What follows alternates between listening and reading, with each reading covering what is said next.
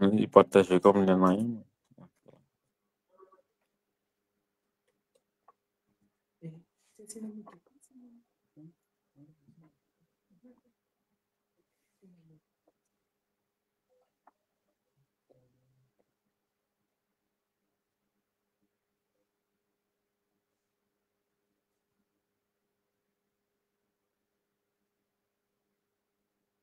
Efa en ligne atsika.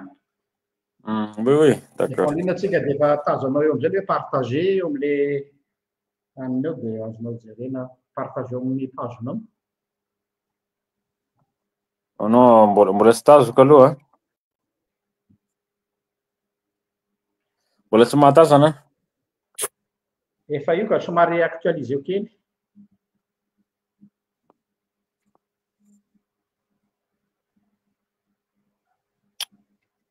Amin'ny SGL, miditra amin'ny SGL mihitsy. Ah, d'accord, d'accord. Oh, il me faut.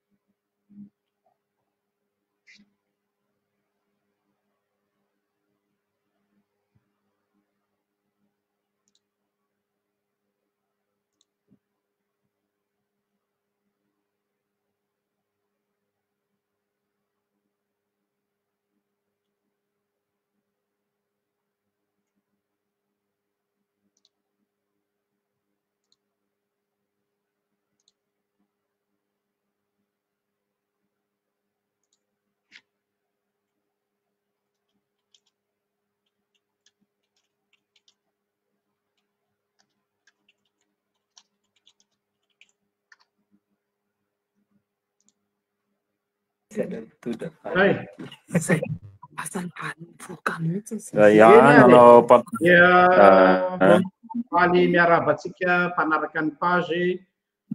RGL amin'ity zoma fahatelo ambin'ny folo ny volana mai ity. Ça tombe bien 13 mai, ça veut tout dire mihitsy koa zany 13 mai zany daty manana ny maizy azy eo amin'ny tantaran'ny firenentsika satria daty emblématique sur le plan politique. Ihany koa ho an'ny superstition indray ny 13 mai, ny 13 vendredi 13, soit c'est la chance, soit c'est la malédiction ozy ny vazaha. Zany hoe fotoana important zany, peu importe fa bon, blague à part fa faly miarabantsika rehetra ny fikasana moa ny olombelona fa ny fataterana an'Andriamanitra dia zao tsika vao afaka manatanteraka an'ity dinidinika filaharana faharoa ity izay toy an'izay ny fampiresahantsika tamin'ny resaka etika politika tamin'ny ray volana lasiny zay raha tsy diso aho. Dia miaraba indray ny docteur Saimanara atsika tafiditra soamatsara eto amin'ity dinidinika ity. Miaraba anao tompoko. Oui, miaraba rahalahy RGL, miaraba ny mpanatrika rehetrarehetra dia tonga soa indray ary faly mitafa aminareo indray amin'izao fotoana zao iresadresaka zavatra mampandrosotsika comme d'habitude. Soran'Andriamanitra tokoa amin'izao fotoana androany zao fa ahafahana miresaka ohatr'izao foana zany resaka mahatsara mahasoa mba miresaka zavatra mampandroso, zavatra mampitombo ny maha olona zany, mampieritreritra. Dia faly indray zany zahay amin'ny rahalahy mifampizara aminareo amin'ity andro androany ty. Ya, tonga dia ny vavany no resahana dia ny hoe christianisme made in Madagascar. Fanamina mihitsy moa ilay lohateny somary un peu provocateur kely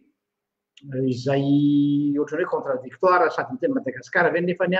misy teny anglisy misy teny frantsay. dia mininana atao mihitsy zay mba hicréer susciter ny curiosité sy ny débat. Ny zavatra resahana anatin'io dia araky ny sosokevitra nataony docteur Semanara hoe am'izao dingana faharoa zao tsika dia misy ny sosokevitra ho amin'ny atao hoe firosoana ho amina déconstruction ny fivavahana kristianina nampitainy missionnery, zany hoe manao inculturation, dia ny tapany avy aty amiko tapany faharoa zany hoe mitrandraka ny fanahy mahagasy, esprit malgache, tsy hoe ny fomba gasy aloha azavaina tsara, tsy hoe mitrandraka ny fomba gasy dans le sens hoe ny finoana gasy fa fanahy esprit le izy, tsy haiko manazava azy, tsy hoe esprit hoe misy fanahy ratsy na fanahy tsara, tsy any fa toetsaina zany, toetsaina malagasy hoentina miatrika ny fivavahana kristianina. Nazahoako an'io expression io dia azo lazaina hoe afatra napetraky ny ray aman-dreny taminay Modimandry izy, pasteur Benandrasana Jean, izay anisany andrarezina ny amin'ny atao hoe inculturation aty amin'ny tontolony protestante. Nametraka izy taminay mpianana hoe ho anareo taranaka aty aoriana dia ataovy izay atanteraka ny trandrahana ny fanahy malagasy hoentina exprimena ny finoana kristianina. Fa hatreto aloha izy dia mbola le fanahy tandrefana, izay misy ny filazany azy, no fomba anehoantsika ny finoana kristianina. Donc zany zay zany le fanamby lehibe, tsy mora le izy fa atombokontsika amin'izay discussion zay. Anomboako resaka dia avy eo omeko an'ny docteur ny Semanara ny fitenenana, tonga dia ataoko mahitsy resaka hoe misy foana ilay filazany ireo atao hoe namana tsy mitovy hevitra amintsika kristianina, izay milaza hoe noho ianareo kristianina no nampahatra Madagasikara. Tonga dia atao mahitsy zany le resaka. Zany hoe noho ny fivavahana kristianina nampahatra Madagasikara ka dia heverina izy fa mila banisevana mihitsy zany ny kristianisme à Madagasikara, dia am'izay zany vahan'ny problème fahantrana. Zay aloha zany ny hevitra zareo. Misy koa ny miteny hoe tokony akatona tanteraka ny fiangonana, anisan'izany zao ingay Koto Lehilahy Maitsoambo izay anisany cheval de bataille mihitsy zany, voaingany izy nanao vidéo indray resaka momba amin'izay, zany hoe ambetiny resaka zany izy io ka isika tsy mievite ny sujet de débat fa sahatsika mazava tsara eto ny mombany amin'izay rehetra zay. Zay zany ny atao hoe problématique angezabe ka fantaniana avy hatrany no apetrako amin'ny vahintsika eto hoe move ny fivavahana kristianina tokoa docteur Semanara no responsable amin'ny fahantrana teto Madagasikara sa ahoana ny hevitrao? Oui, makasitraka am'le fanontaniana rahalahy. Voalohany indrindra aloha important be zao fotoana zao important be ty débat ty misy ny mandray azy ho à la légère,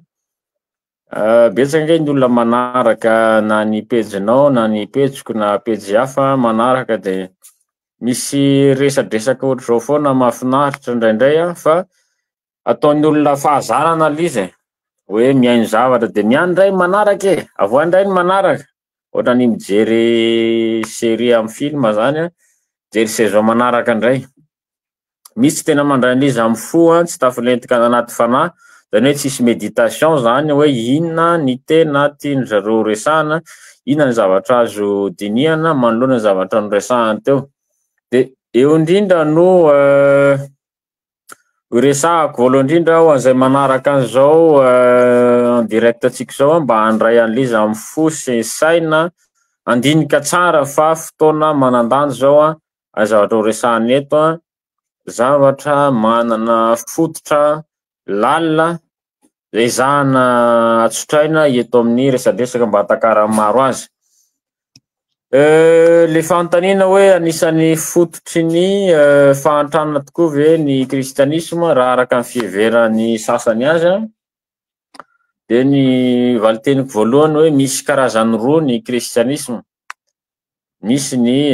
kristianisme en tant que religion, en tant qu'institution, izay hita miharihary eto zay tsy voafehy intsony eto Madagasikara, miteraka an'izao formana déviance religieuse raha azoko lazana an'izay. Niforona ny secte maro samihafa, ny évangile de prospérité sy ny sisa. Misy ny christianisme en tant que religion, en tant qu'institution zany, de misy ndray zany izay tsy tiako ampiasana an'le isme, satria vao mampiasa an'le isme atsika de miresaka idéologie foana zay, marxisme, bouddhisme, inona moa tout ce qui est isme zany a, dia maneho an'izay idéologie zay. De tsy te hampiasa an'le christianisme en tant qu'idéologie satria za zany manana conviction hoe misy forme, autre forme du christianisme zay tsy nampianarina eto Madagasikara. Ary io le tiatsika hatongavana hoe misy endriky ny christianisme zay tsy tena hoe le christianisme tel qu'il est zany nampianarina, fa natao christianisme mba ahafahana manjanaka mitazona ny olona ao anatina fanjanahana ara-tsaina lalandava. De noho zany raha manoloana an'izay valiteniko zay zany hoe christianisme ve no antony fahantrana valiny anankiray aloha, de eny anisan'ny fototry ny fahantrana ny christianisme amin'ny lafiny anankiray. Isa fototry ny fahantrana ny christianisme misy eto amintsika satria raha tsy hitena zany indicateur vitsivitsy 80% ny malagasy dia milaza ny tenany fa kristianina, ary maro am'ireo mpitondra reo, ireo mpitarika atsika, ireo mpitondra reo amin'ny politika no milaza azy fa kristianina,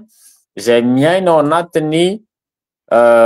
langa, miaina ao anatiny fampanantenana lava, fametsoetsena vahoaka, ary samy miditra fiangonana, milaza sy katolika sy protestant ny ankabetsahany, de nefa io ny firenena miaina ao anatin'izay corruption zay. Marihana zany fa isika kristiana zany tsy ohatran'ny musulman, musulman très strict zany reo raha ohatra anao hoe misy mpino silamo anankiray ataontsika hoe milaza mpino nefa manao zavatra fanohatra an'le principe fondamentaux misy ao amin'le islamo, mety tsy haiko zay mahazo an'le olona, mety misy mamonina zavatra ohatrany, fa ny antsika kristiana tena trop libéraliste, laxiste je veux dire, tena laxiste be tsika, malala-tsaina loatra, dia mandefitra tsy miaika zavatra rehetra misy eo amin'ny niveau fiangonana. De raha zay zava-misy zay zany indicateur voalohany resahako teo hoe betsaka ny kristiana eto Madagasikara nefa mahantra firenena, anisan'ny antony ray zay. Faharoa ny azo lazaina de hoe io ny kristianina zany azo lazaina efa mamaritra ny mindset, ny fomba fisainany gasy ny kristianina. Vao teraka de fa ampianarina mivavaka roa taona, Jesosy taio ny sakafonay, taio ny parent anay etc et tout. Mbola kely le zaza efa miaina ao anatin'izay de mianatra sikolalahady de confirmation sy ny sisa protestante, communion ary amin'ny katolika. Zany hoe ny mamaritra ny tontolony, ny représentation sociale, ny conscience hoentiny sanandro dia ny kristianisme. Zany hoe ino no miantoka ny ataoko hoe ny développement personnel an'le zaza sy ny épanouissement ary ny implication manoloana ny fiarahamonina malagasy. Am'izay fotoana zay zany azo lazaina fa tompona andraikitra ny kristianisme zay ampitaitsika am'le zaza, amin'ny hoavin'le zaza eo anivon'ny firenena, hoe fa manino izy zany taizana tao anatina fivavahana kristiana mbola kely nefa lasa mpanao kolikoly be, nefa lasa mpamitapitaka sy mpandainga be, na nefa lasa tsy mijoro amin'ny marina. Zany hoe am'izay zavatra zay azo heverina zany fa tompona andraikitra ny kristianisme amin'ny resaka fahantrana eto Madagasikara. Ny antony de tsotra, en tant que comment dire, un moyen de représentation sociale, forme de représentation sociale izy dia tsy ny réussir izy tsy nahomby amin'ny fampitana ny tena valeur maha-olombelona ny olombelona ary ho resantsika rehefa eo hoe inona ilay problème ao anatin'le fampitana valeur maha-olombelona izay mahatonga ny hoe kristianina gasy nefa miaina ao anatin'ny fahantrano. De farany amin'ny lafiny ray mbola ho resantsika any amin'ny tapany faharoa any na fahatelo any hoe tsy ny kristianisme mihitsy no olana amin'ny resaka fahantrana fa ho resantsika iny hoe fa maninona no tsy tena hoe kristianisme no olana amin'izay fa ajanoko atreo ny vali teny rahalahy JL makasitraka. Ya, misaotra anao docteur. Constat aloha no ataoko anahy koa nivoaka ny resaka antsika constat manaraka fahitako ny resaka kristianisme eto Madagasikara. Ataoko hoe eto moa na dia tsy any ary amin'izao fotoana izao fa hoe kristianisme ao Madagasikara amin'izao fotoana izao. Ny ezahana moa dia anana discours pragmatique foana fa tsy dogmatique. Izany hoe zay dia zay fa misy logika sy misy cohérence ny zavatra tenenina. Efa firesako matetika eto amin'ny pejy ho an'izay mpanaraka ny page RGL ary tanako mihitsy zay hevitra zay mandrakariva zay teny nataoko zay dia ny hoe za manokana zany dia tsy ilay finoana kristiana, ilay fivavahana kristiana, pardon, ilay fivavahana kristiana na religion no voaraitsika fa tsy le foi chrétienne. Ho anahy zany zay, tsy le finoana kristiana fa le religion. Za zany manisy différence entre ny religion chrétienne sy ny foi chrétienne. Le religion efa anteneninao teo le hoe anisan'ny gardien zany ny institution izay manana fomba ikolokoloany azy fa lasa le religiosité zany no voaray. Zany hoe fiarovana an'ilay institution mpiangonana sy fampandehanana an'ilay institution no tena nimasoana fa tsy ilay finoana. Raha miresaka atsika masy ny religion matsy dia ao amin'ny sphère publique. Zany hoe eo amin'ny tontolo ny fiarahamonina eo tazany olona maso, ohatra hoe misy trano fiangonana io misy birao fohy be io misy sampany io misy organisation dia publique izy. Dia iny nefa no voarainy malagasy fa tsy le foi chrétienne, le foi nefany privé. Zany hoe ny foi dia amin'ny sphère privé araka ny teny zao sosy hoe raha misy olona hivavaka amin'Andriamanitra izy dia midia amin'ny efitrano mangingina. Zany hoe le spiritualité zany. Io zany zavatra anankiray azoko lazaina hoe anisany tsy tafavoaka zany. Zany hoe betsaka moa no avy hatrany sendoatra rehefa miresaka an'izy ity, indrindraindrindra reo mpitonina azy hoe gardien ny institution, zany hoe reo mpitandrina sy pastora toa, zany hoe les professionnels de la religion, tsy andriko manokana. Nefa raha tsonina ny religion raha jerena matetika ao amina mise amina extérieur, zany hoe paraître. Fa ny foi chrétienne koa les authenticités, les profondeurs spirituelles sy voakasika. Ohatra zao aty apitaty zao ny zavatra nanaitra anahy dia ty vitsy ny miangona. Natsika masy dia hoe miany aminareo ny zay tsy ombonako hevitra mikoto aloha. Raha miaino ahy izy hoe miany tiapita izy tsisy ilany olona tsony zany kristianisme zany matoa vitsy ny mpiangona. Tsy d'accord amin'izay analyse le vitsy dans le sens hoe le vahoaka betsany ka ohatrany hoe anatina club izy. Ohatrany hoe anatina club anankiray izy ohatrany hoe coopérative politique dia hoe prospère zany le atoko. Ohatsy hoe atoko lutheranina malagasy, atoko ny FJKM, atoko ny anglikane, le institution prospère. Fa le aty ny olona zany efa mandeha am'le profondeur dia donc zany le olona le peu de personnes qui reste zay mivavaka tena olona convaincu satria ny olona ty aloha raha tsy dominenao ny sainy dia tsy manaraka ny fo. Na tsika indray any Madagasikara ny fo aloha mandeha amin'ny fihetsepon'ny olona ohatra hoe fivavahana émotion fa ny sainy tsy mbola resy lahatra amin'ilay izy dia zay mahatonga azy le teneninao teo hoe sady makatsy izy no makaroa, sady manao corruption izy no mivavaka, sady mangalatra izy no mivavaka satria nandeha tamina émotion fihetsepo fotsiny fa tsy tena tsy conviction anaty. Dia izay zany ny zavatra hitako hoe tsy le foi tsy le profondeur spirituelle no voaraina. Eto zao raha atao amin'ny teny hafa dia indramiko misy teninga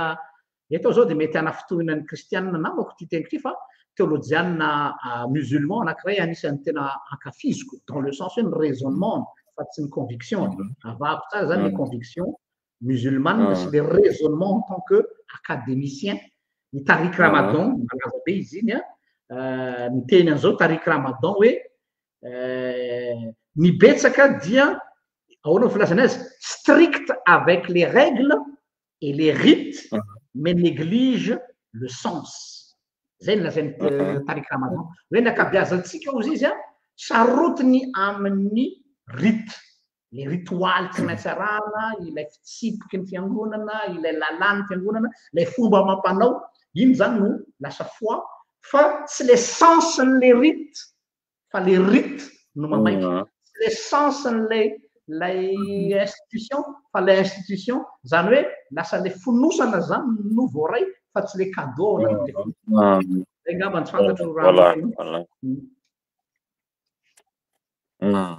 D'accord. Azoko. Tianampy kely fotsiny any amin'izay tianampy kely fotsiny any amin'izay zavatra tiako tsindrina eto maro ny kristiana eto Madagasikara mbola tsy sahy miditra amin'izay resaka hoe mandinika lalina mahakasika ny finoana zay na hoe foi réfléchi fa te hiaina ao anatin'ny fombafomba fotsiny ny atony zany de resaka tsy fahampiana éducation tsy fahampiana éducation de lasa ohatrany mouton de panurge zany zay tenen'ny pasteur Simon Pero de zay no arahana mazava ho azy fa ma religion tsy maintsy an'le forme extérieure no ajaina de rehefa manaja andreo ianao de zay le mpivavaka marina fa raha tena mijery ny message ny Jesosy Kristy tsika zay amin'ny fizarana faharoa vao tena hiditra lalina amizay tena za samy milaza fa tsisy idirana am'le fivavahana ampianariny eto an-tanàna tena hafa tanteraka ary azo lazaina fa à côté de la plaque any tsika raha tena hoe fampianaran'i Kristy amin'ny maha-izy azy mazava rano raha ohatra tsika manana confiance am'le manuscrit de la Bible zany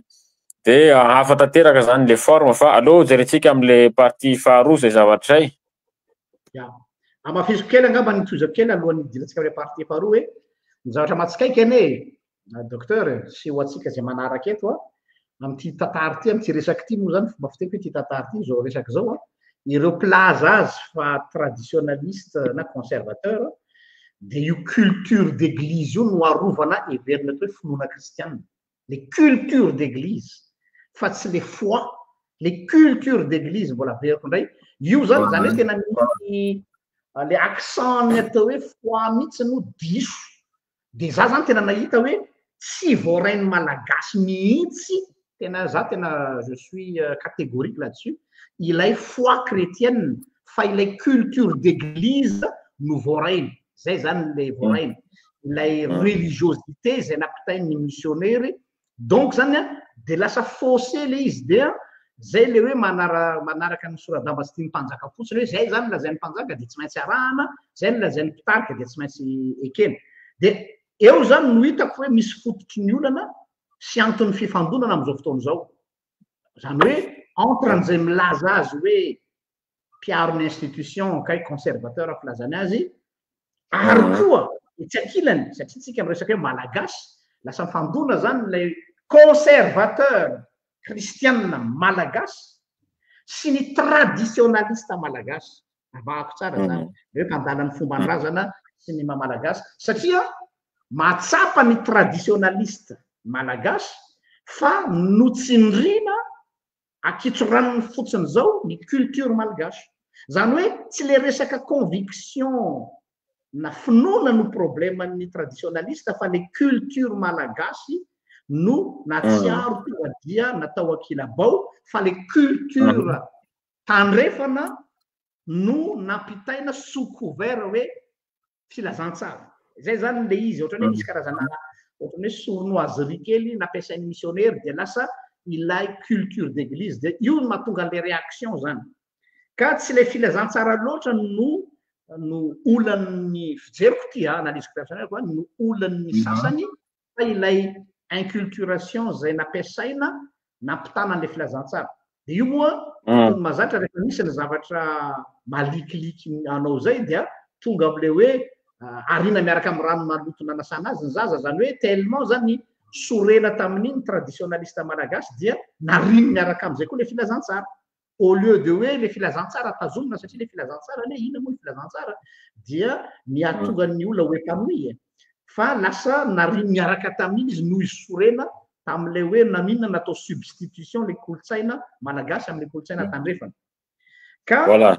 ny zavatra ataoko eto zany ho anahy manokana aloha dia manavaka zany ny rano maloto entre guillemets ataoko métaphore izy sy le zaza no sasana, zany hoe le rano maloto etsakilany de le zaza no sasana tam'le maloto tao anatin'le koveta eo amin'ny andaniny. Donc zany tant que possible de tokony manao an'izay travail zay moa ataontsika déconstruction zao hoe ahoana ny mba ahafahan'ny olona mahay manavaka zay. Ka ny teny an'izay satria nisy iraka missionnaire frantsay iray zay nampianatra anay dia raha niady hevitra zay mahakasika ny finoana kristianina eto Madagasikara na any Madagasikara de ny teny mazava tsara izy fa tsy hoendriky ny fiangonana hita am'izao izy no tandrify ho anareo. Mazava frantsay ny teny an'iny missionnaire. Tsy hoendriky ny kristianisme am'izao izy no tandrify ho anareo fa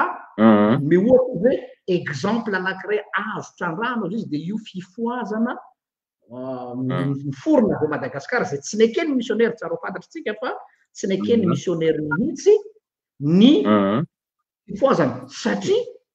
teratany zay le teratany izy koa ty vehivavy antemory ty nahitany volavana Germaine zany manao volo dogodogo izy avy ary amin'ny faritry vohipeno igny de mipotra avy any miala kafe ary hoe amin'ny fomba ahoana moa olona ohatr'izao ve no itenenan'Andriamanitra fa tsy ohatranay tony, mipotra avy any koa Reine Solambo avy any Fianarantsoa, mipotra avy any Ravelindala. Zany hoe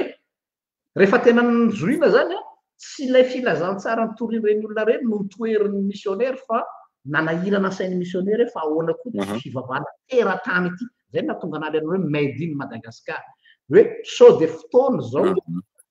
émancipena am'izay ho atsika hoe alohantsika mba hanana ny atsika manokana am'izay, zany hoe tsy hoe kristianisme hafa fa kristianisme ihany ny fond fa ilay fanehoanan'ilay kristianisme zay tena mitrandraka an'ilay état-d'âme malagasy. Zay nia zany no natona tonga anahy nanao an'ity lohevitra ty. Ka dia hiditra am'ilay faharoa tsika arak'ilay teninao teo hoe mba azonao hazavaina ve hoe inona marina zany le satria resaka déconstruction tsika inona le déconstruction nieritreretinao amin'ny kristianisme eto Madagasikara ao anatin'izay koa de hoe raha ohatra kany tonga de dans la foulée hoe moa ve tsy ahina mety hanimba ny finoana zany mety matahotra an'izay masy le finoana kristianina zany mety atahotra le namatsika sasany hoe ka sao de animba ny finoana kristianina zany déconstruction zany ka sao de potika miaraka am'le izy koa ny finoana kristianina. Tsy haiko ny oui mankasitraka foana voalohany indrindra les déconstruction zany mila préparation psychologique satria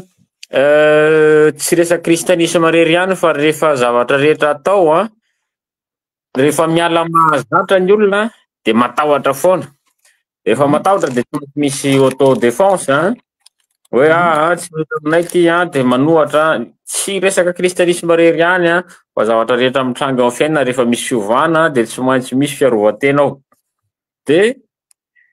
mazava hoazy fa tsy maintsy misy anohatra misy tsy faly ao anatin'izay zavatra zay ary tsy mora ny atongavana am'izay déconstruction zay fa ataoko hoe processus mandeha tsikelikely le zavatra. Tsika zany tena hoe mila kristianisme pur si vous voulez, kristianisme pur zay mila miadopter forme d'exégèse vaovao. Misy exégèse na zany hoe interprétation fomba fiinterpréter nan'le baiboly vaovao à notre manière. De l'image omeko hoe supposons si le Christ était un malgache ragasy ohatra, ragasy Kristy mety ohatrany ahoana ny endriky isehoany fandraisana fanasan'ny tompo, ny endriky isehoany fiangonana sy ny sisa raha malagasy izy. Zay fotsiny réflexion anankiray. satria mieritreritra foana tsika ary io efa erreur tary amina izy hoe Kristy zany nge fotsy lava volo sisa. Bah, voilà, il est né juif, mais s'il n'était pas un juif, s'il était un chinois ou un africain ou un malgache, je sais pas, mety ohatra nahoana ny endrik'ison'le kristianisme. Moa ve niova lay mesagen'Andriamanitra raha ohatra ka malagasy izy? Tsy niova ny mesagen'Andriamanitra, fa ilay fomba fampitana an'le mesage no samy hafa. Zavatra tsy haitsika malagasy satria eto nareo teolojiana namantsika eto a Madagasikara dia ny manavaka ny hoe fomba nampitana an'ilay filazantsara sy le tena filazantsara. Mbola sarotra manavaka an'io. Na ohatra fotsiny resaka famakiana baiboly mbola sahirana antsika mamantatra hoe io baiboly io nge reto tsy azo raisana raha-baky teny e. Rehefa mamaky filazantsara ianao dia lasa izy nakaria nefitra dia zao fadianina zao dia zao nalainy devoly fanahy etc et tout. Sy le hoe Adamaseva naka endrika zao le menarana le devoly naka endrika menarana. Zany hoe mbola manao lecture trop littérale zany ny malagasy am'le baiboly. De adino ary négligena ny dimension symbolique amin'ny baiboly hoe misy symbole ao anatin'le izy zay mila interprétena sy contextualisena. Raha tel contexte nanoratana azy zao ny sansany, raha miova le contexte dia zao ny mety sansany sy ny sisa. De zany hoe rehefa tsy mahay tsika manaraka an'izay adaptation par rapport au contexte zay dia lasa tsy maintsy dogmatisme nampiasaina zany. De verenako resako tamin'ny voalohany hoe raha resaka inona moa déconstruction tsika dia tsy maintsy mandalo préparation psychologique. Ny olona miomana, ny olona mila inona moa zany, misy choc kely tsy maintsy mitranga lohato anaty saina, misy choc kely mandona ao anaty saina hoe ty zavatra ty nge tsy diabolike satria misy to dia mandray antikrista reo. Azaso io rehefa efa maromaro ny teolojiana mety hoe manaranaraka antsika any zay mety ilaza hoe reo bandy reo manao zavatra hérétique zao. Voilà, fa zao hoe il faut d'abord oser mila saya manao déconstruction tsika. Zay aloha le préparation psychologique. Mila saya satria fotoana zao anaovana azy ary misy nécessité, misy lavana azy anaovana azy. Faharoa manarak'izay misy resaka préparation anthropologique. Zany hoe nareo milaza azy hoe kolotsaina malagasy, iza marina moa ny tena mbola mahalala ny atao hoe kolotsaina malagasy eto Madagasikara e. Fa iza ny tena nahita hoe zao ny tena kolotsaina malagasy e. Na ny avaratra na ny atsimo na andrefana na tsinana na fovoatany ina ny tena kolotsaina malagasy. Moa ve ny malagasy ohatra misy mitena nareo ankizy vetaveta be nareo fa ny ohatra hoe ny tolo ve tena masina be sa hoe ahoana na tsy haiko. No, exemple fotsiny iny iza ny tena mahalala natao hoe identité culturelle malgache. Zay efa problématique anankiray zao zay. Fa ny zavatra tsika dia manana tsika souvenir, manana tsika conscience collective izay partagé entre la conscience européenne, on va dire occidentale satria efa miditra koa ny américaine occidentale zany sy ny malagasy zay mbola hita amin'ny faritra atsimo zany zay endrikana zavatra zay. Fahatelo dimension théologique am'izay. Eo zany tsika mila saya am'le déconstruction, mila saya miditra am'le fond théologique an'le problème. Le déconstruction zany dia zao ohatr'izao le izy. Déconstruction zany manana finalité d'inculturation. Supposons io misy tomobile ataontsika hoe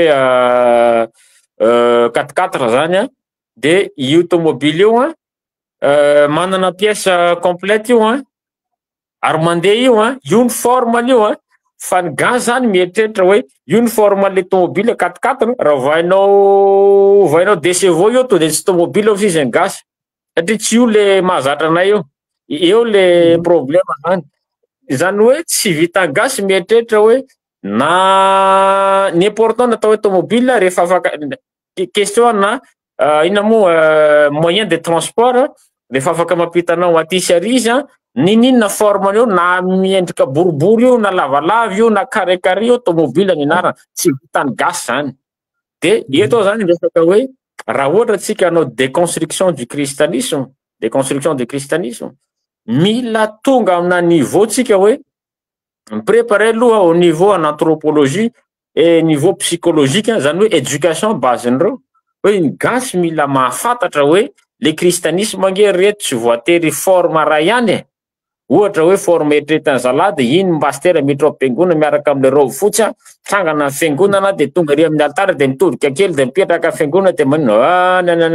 de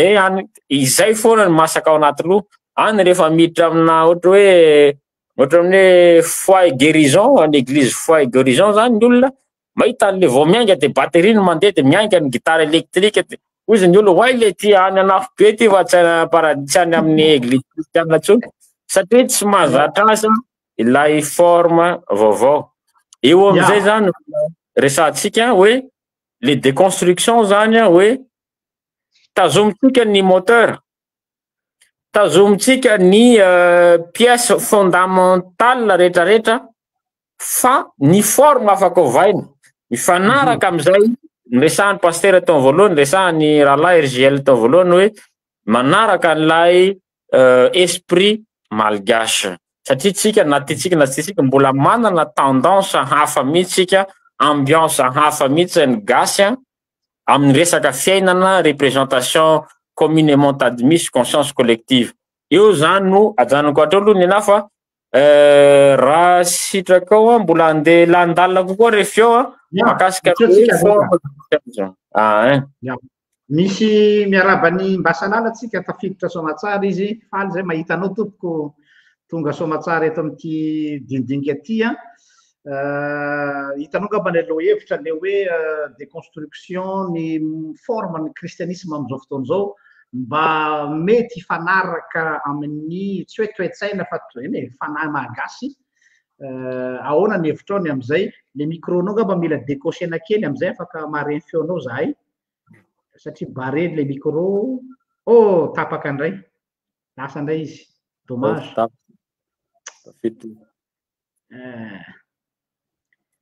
napalahelo la tena tafiditra izy teo fa le micro ny vao kitihana de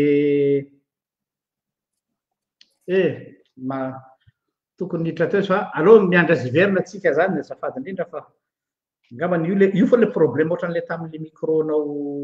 teo toizako kely le zavatra ampiasanao teo docteur hoe ilay natonga ananteny hoe fivavahana kristianina malagasy teratany malagasy tsy hoe amorona fivavahana kristianina vaovao tsika mety misy andray atendrony mantsy lay le resakytsika eto surtout namoko théologiana sy ireo ataotsika hoe ray aman-dreny mpiangonana hoe nareo ve zany mitondra finoana kristianina hafa aloha zava ny resaka ny finoana kristianina zany de tsy miova fa ray ihany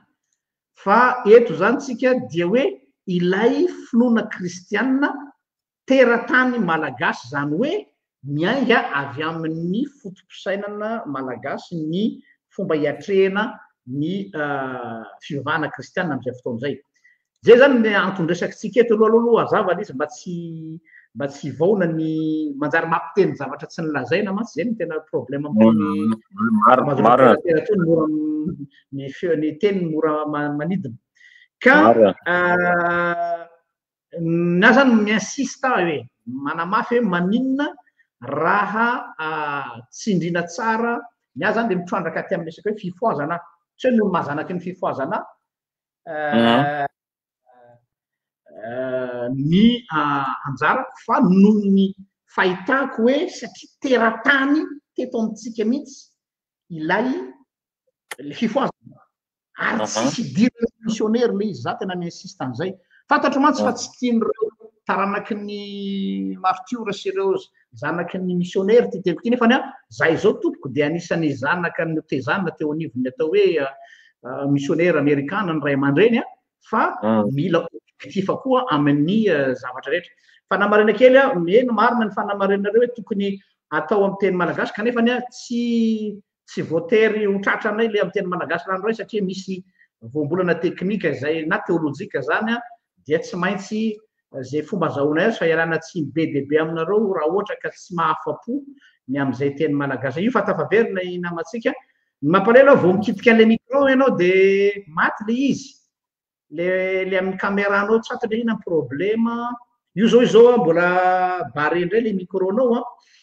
de asa ahoana ny fomba ataonao afahanao tsy ahafaty an'le izy satria vao miditra anao to de maty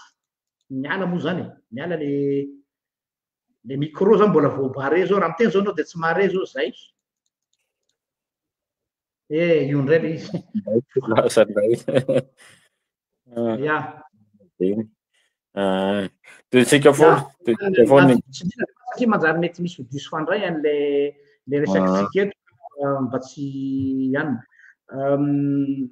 anome ohatra zao no hoe azadiny fa isan'ny nanamarika ny fiorenany fifoazana io a ohatra zao sara amin'ny lava ohatra vehivavy tsy nandalo lakilasy izy fa marina fa hoe Andriamanitra manambara tena amin'ny olona kanefa koa Andriamanitra afaka eo zany mety mifanohitra kely indray amin'ny fiheverany olona hoe tsy voatery mandeha amin'le rafitra mahazatra na le rafitra institutionnalisé zany ny finoana fa io zao fananin'Andriamanitra mihitsy vehivavy tsy niditra lakilasy ny lakilasy tam'izany fotoana zany nefa de izy nametraka azy ny sekoly donc ny missionnaire noho zany analyziko somary azo lazaina hoe sociolojika an'ilay fifoazana tsy mety mbola resaka finoana hoe maninona no foazan'Andriamanitra olona anankiray hors système zay le hors système io vehivavy io fa après izy nampianarina nampianarina teny izy nampianarina nahiten-pirenena farafakely 12 ny lava iny vao maty zany hoe tsy hoe olona sanatria zany olona tsy mahay ninina fa ohatrany hoe lay nandraisany an'le finoana voalohany zany ivelany cadre institutionnel zay zany le tiako atongava zay zany nanaitra ana za zany rehefa mandeha tantaran'ireo ray aman-dreny toby reo tsy mandeha fotsiny amin'ny lafiny ara-panahy fa mijery koa le maha-olona hoe fa maninona ninin'Andriamanitra natao mihitsy namoa olona tsy nandalo an'le rafitra mahazatra satria misy toe-tsaina koa ao zay arak'izay hoe tena le finoana mihitsy zany no tena voarainy fa tsy lay culture d'église de taty afara le culture d'église vao nianarana fa tsy iny ny voalohany zay zany le finoana aloha ny voarainy zay izy vao nianatra tsisy maharatsy le culture d'église fa après fa or ny zavatra hitako nefa am'izao fotoa zao tsy mbola voarain'le malagasy le finoana fa le culture d'église aloha de mbola sadasada raha tonga eo am'le finoana ihany zay zany ihany ny fijeriko raha saotrany hoe lasa ny sarety indray mandeha alohan'ny omby ozy fitenenana de ameko an'indray fitenena docteur eka toiziko le ana le déconstruction teo ary raha sitrakareo hiditra lalindalina tena marina raha atao miteniteny gasy tsotsotra zany le déconstruction fandravana an'ilay heveritsika fa fenitra tokony izy ny kristianisme zany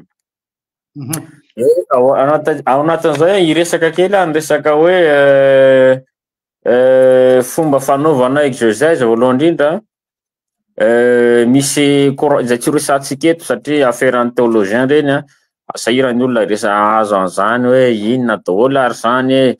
ato ny libéraliste ato ny fondamentaliste sy ny sisa fa ny zavatra azoko lazaina aloha de hoe voalohany indrindra rehefa mijeritsika ny texte amin'ny baiboly miainga antsika ohatra hoe amina première étape amin'ny baiboly Genèse zany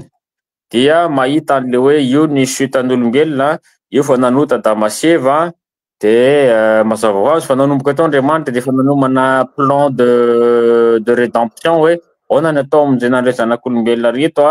de tonga de nanomana andre Abraham sy ny tariny de tonga Jesosy Kristy de miandritsika aty amina fazina eschatologie aty amina sotérologie miandry fahatongavan'i Jesosy Kristy de eo zany ny tiako resahana kely hoe raha mamaky tsika ny baiboly aza raisina mihitsy ny baiboly fa texte avy any an-danitra hafa le fandraisan'ny ny islamo hoe ny anjely Gabriel mihitsy ny dicteny io tamin'ny Muhammad de nanoratra fotsiny zany ngaray hafa mihitsy sy zay ny atsika fa tena hoe olona nanoratra azy ary matoa manao étude biblique mianatra mihitsy izy nanoratra ahoana ny contexte tamin'ny daty inona ary ao anatin'izay mila fantarina style de rédaction le mpanoratra satria le mpanoratra manana style de rédaction zany de mila rendre compte ny contexte littéraire sy ny contexte socio-économique an'le olona zantsika le rédacteur mba ahafana mahazo ny zavatra nosoratany. De zay zany aloha de fa important anatina fomba fanaovana interprétation na texte biblique. De faharoa manaraka an'izay de tiako resahana za manokana dia milaza fa ny texte ny Genèse zany dia texte symbolique io, Genèse chapitre 1 à chapitre 3. Maro ny discussion natao tamin'io ny maro ny ady hevitra nataony manampahaizana miaraka amin'ny théologiana mahakasika an'io. Ny ao ny manampahaizana ny partisan ny évolutionniste zay milaza hoe tsy nisy an'izany création premier être humain zany hoe io fa Andriamanitra morona Adama de zao fa io resaky évolution sy ny sisa ao nary natao mba ampikambana ny recherche scientifique zay plus ou moins évidente sy ny texte biblique. De misy mo créationniste zay ataoko hoe dogmatique extrême be de hoe ny anay ranga création io na tianareo na tsy tianareo fa nisy an'izao. Ny atondray milaza extrême gauche de hoe io resaky évolution ny avy tamina trondro etc et tout. Fa zavatra tiako resahana de zao hoe voalohany indrindra Andriamanitra le rehetra tsy afaka fehezinareo anatin'ny fomba fijerinareo. Voalohany indrindra Andriamanitra dia tsy mitovy amin'ny fijerin'olombelona. Zany tiako hotsina zany. Atandremana mihitsy zany le représentation anthropomorphique de Dieu. Zany hoe le fanehoanan'Andriamanitra toy ny endrik'olombelona ny tena mila tandremana. Zay ny tena mila tandremana zay, représentation anthropomorphique. Nareo mpanoratra baiboly reo mpanoratra ao anaty baiboly dia nanana représentation anthropomorphique de Dieu. Fangaro ao zany ohatrany hoe heverin'Andriamanitra fa ohatran'ny olombelona. Na ny filazana fa hoe io Andriamanitra fa faly de ravako zao tontolo zao, io ina mo tezitra ravako zao tontolo zao, faly le ohatry zao. Na zany fotsiny de fa manambara fa maneho le olona mpanoratra maneho an'Andriamanitra hitovy amin'ny olombelona. Andriamanitra tsy ohatry zany ny fihetseham-pony. Tsy za akory mahalala azy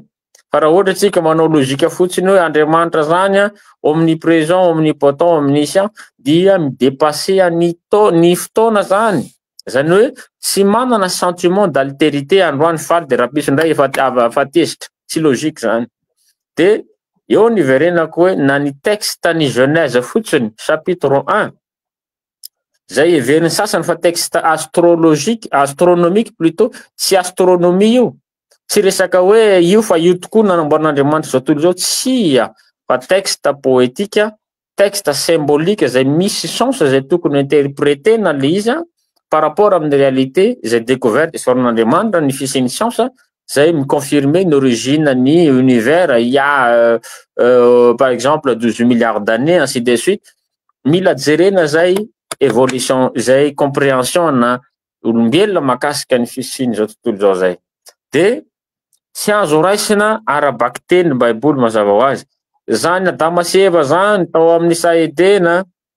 de nisy io fa nisy menarana na ohatry zao hoe minareo mihinana amty tsy manino, ça n'a jamais existé. Tsy nisy tena hoe arabaky teny nisy an'izany fe zany fa io manambara fotsiny hoe tany amin'ny voalohany ny conscience-n'olombelona dia conscience pure mbola nanakaiky an'Andriamanitra ny olombelona. Zay ny tina tongavana. De ilay fidirana fietreretana ohatrany hoe Genèse chapitre 11 fiverina amin'Andriamanitra hoe ndao tsika nangana tour de Babel hitovy amin'Andriamanitra. Eo le fidirana eritreretra mihevy tena hitovy amin'Andriamanitra, eo ny dirana fahotana avy aty amin'le Genèse zany. Zany hoe symbolique daholo mila interprétena fa tsy azo raisina arabaky teny. Rehefa noraisin'ny kristianina malagasy tsy haiko ny any ivelany fa rehefa noraisin'ny kristianina malagasy ho doctrine fondamentale amizay fa nisy ny Adama sy Eva ka zao zavatra nitranga rehetrarehetra tao de zao zava-misy. Io ny azy dia tsy maintsy misy implication théologie de rédemption. Zany hoe tonga Kristy hamonjy. Izao ny olana, tsindry ny pasteur sy ny prêtre mafy. Za moa protestant na dia nianatra tamin'ny école katolika lavalava, dia tsindry ny pasteur mafy le hoe mpanotany olombelona ka mila vonjena amin'ny alalan'i Jesosy Kristy rery ihany ka ny olona voavonjy Kristy dia malavitra fahotana etc et tout miandry ny fiveren'i Kristy sika ny paradis ny afo be. Zany tompoko dia fampianarana hors sujet, tsy ao anatin'ny doctrine Kristy tanteraka zany. De eo verenako amizay ary maro ny texte maneho an'izay fa ray ny texte ao safidiko eto rahalahy JL théologienne pasteur respectable dans votre domaine. Ho raisiko zany ny Jean chapitre 4 izay conversation de Jésus Christ am'le vehivavy samaritana. Nisy point anankiray izay tena izay nisany nanamarika de hoe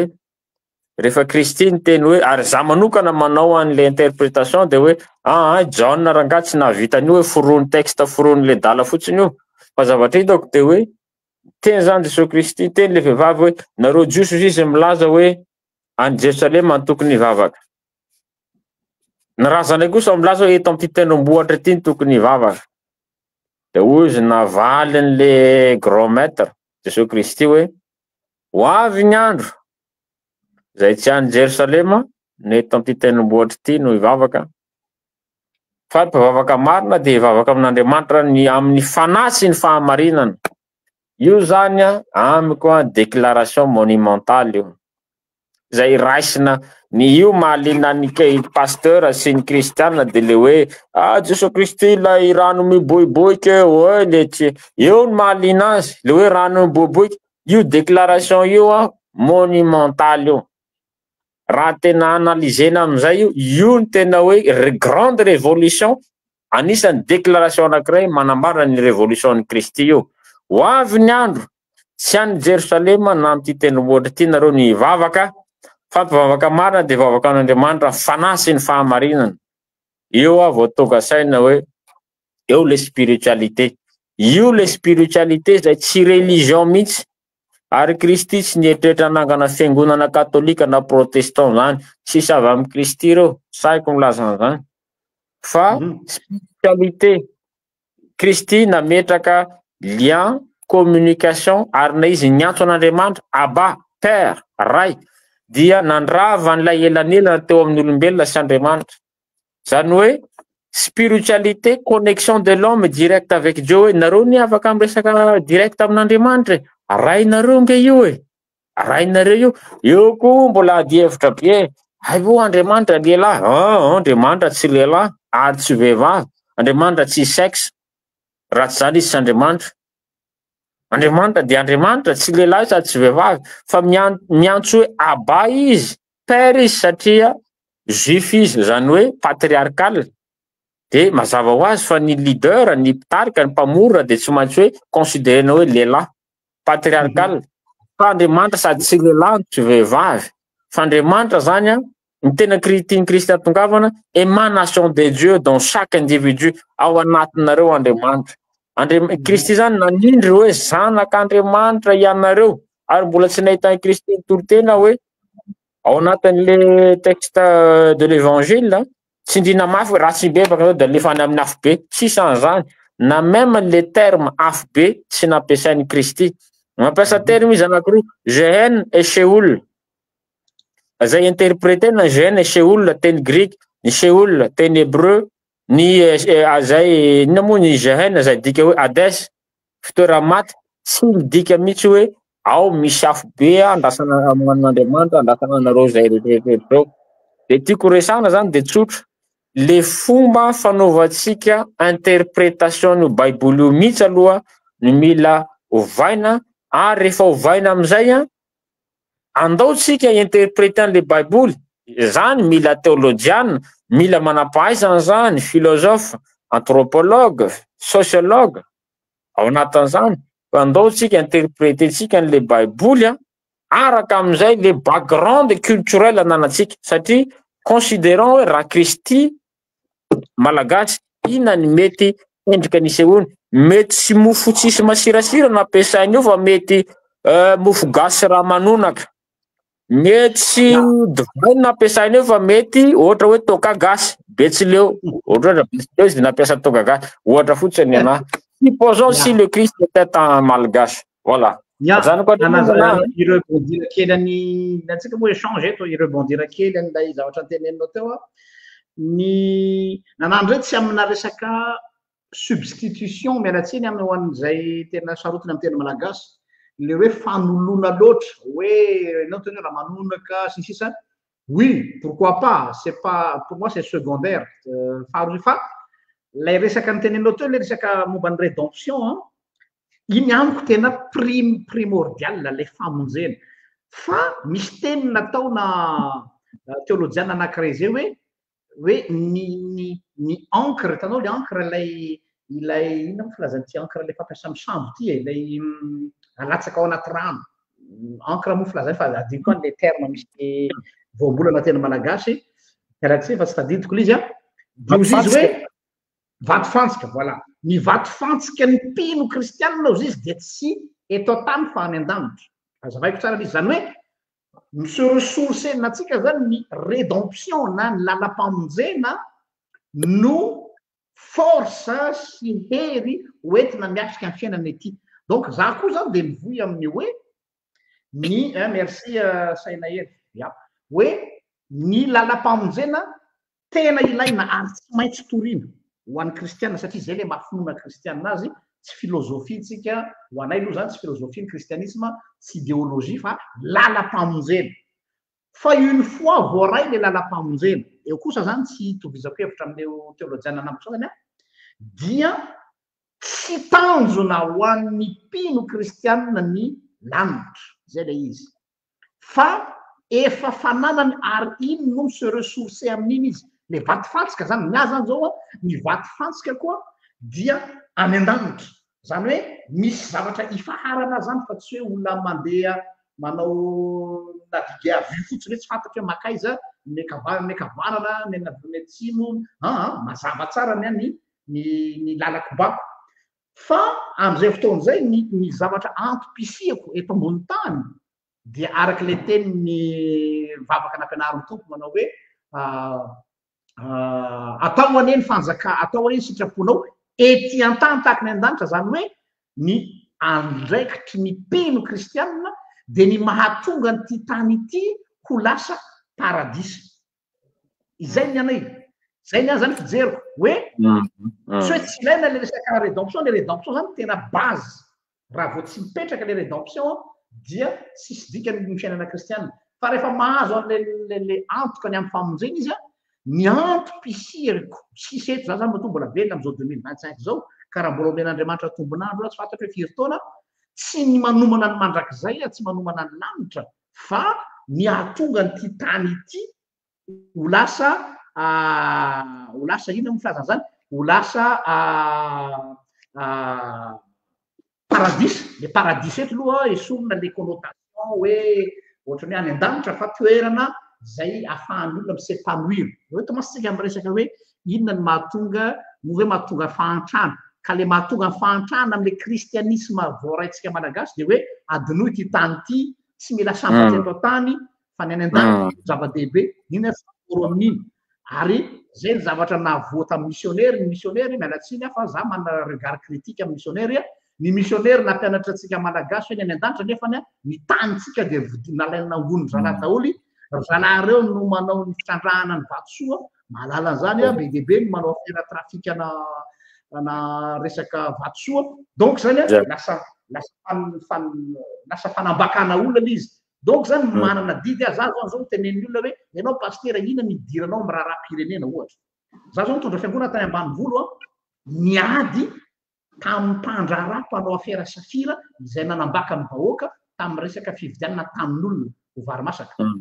Saika nahitako fahafatesana zany zavatra zany niady tamin'ny ben'ny tanàna anankiray zay hoe tsisy diran'lahy ety fa ny ambony pilipitra ozy izy. Reo zao azafady ondriko reo ary amaondriko azy dia tambanivolo reo tsy mianatra manontany anahy izy ahoana pasteur mety manaraka eto ngamba nitaranako reo olona reo am'izao fotoana zao misy olo izy tady vidin'ny tamiko ty 25 millions dia za hoe ora mama tsy normal hoa tanimbarina tany kirana mialatsina tsy manambary anao taninao ratsiratsy io de 25 millions de zao hoe andraso aza mity fa aloha tsy riatsika kely de midina tany amin'le tanin'le olo de miantso namako responsable amin'ny fédération mine de zao mba tsy rikely ao tanin'le ramamaty fa ohatra nisy zavatra tsy mahatokoloha mijerena tokoa le tany ka nisy karerana safira geza be tao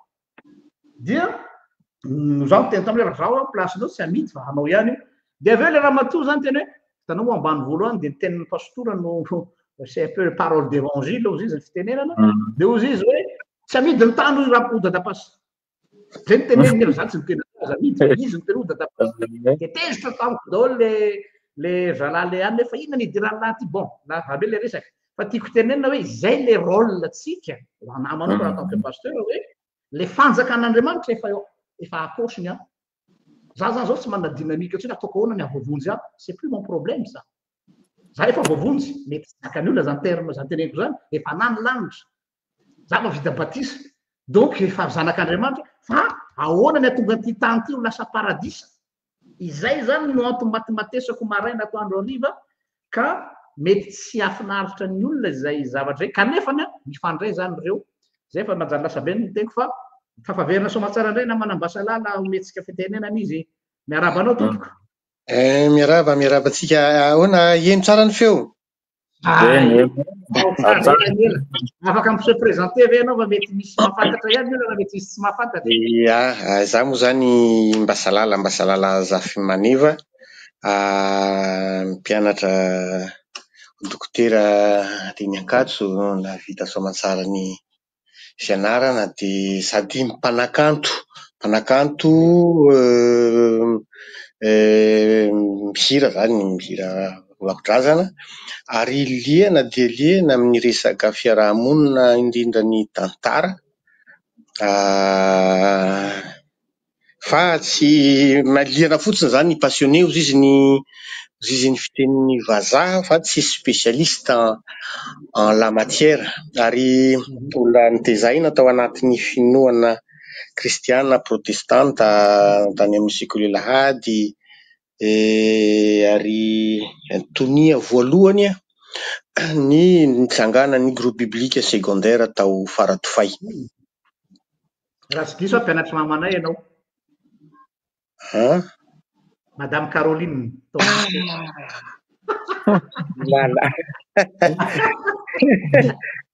zay izy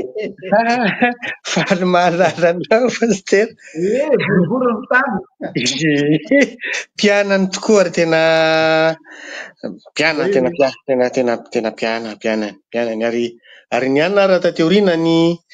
ny ankizy namana mametraka fantaniana hoe fa manino ny lahy no tsy nanao lettre française teny amin'ny université fa nanao médecine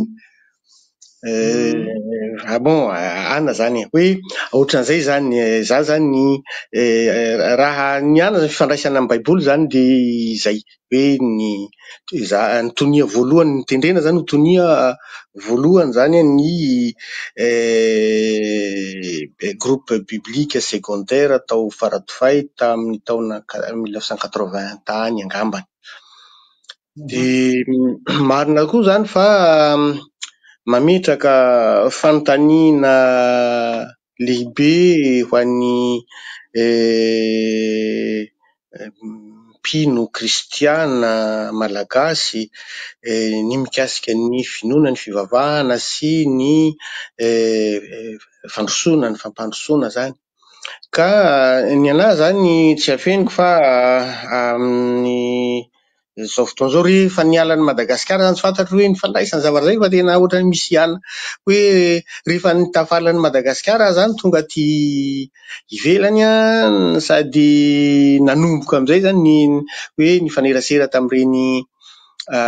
réseaux sociaux reny internet sy ohatran'izay nahita zavatra be da be de lasa nanomboka zany ohatrany hoe misy zavatra ohatrany hoe miala sakana zany any amin'ny saina mikasika ny fivavahana hoe tany Madagasikara zany ohatrany hoe ny saina ihany zany ohatrany hoe manao sivana manao autocensure mikasika ny remise en question na tsikera mikasika ny fivavahana tonga de ohatrany hoe mieritreritra hoe matadidy ny zavatra nianarana tamin'ireny fandinihana baiboly reny hoe ny olona mpino rehefa hoe mandingana kely an'ilay tokonana dia mitombo avy folo eny avy zato eny ny fanahiny satana miditra ao de ohatrany hoe miamafy fotsy ohatran'izany de tam'izany zany nanahany ny tena zany hoe vao misy zavatra kelikely hoe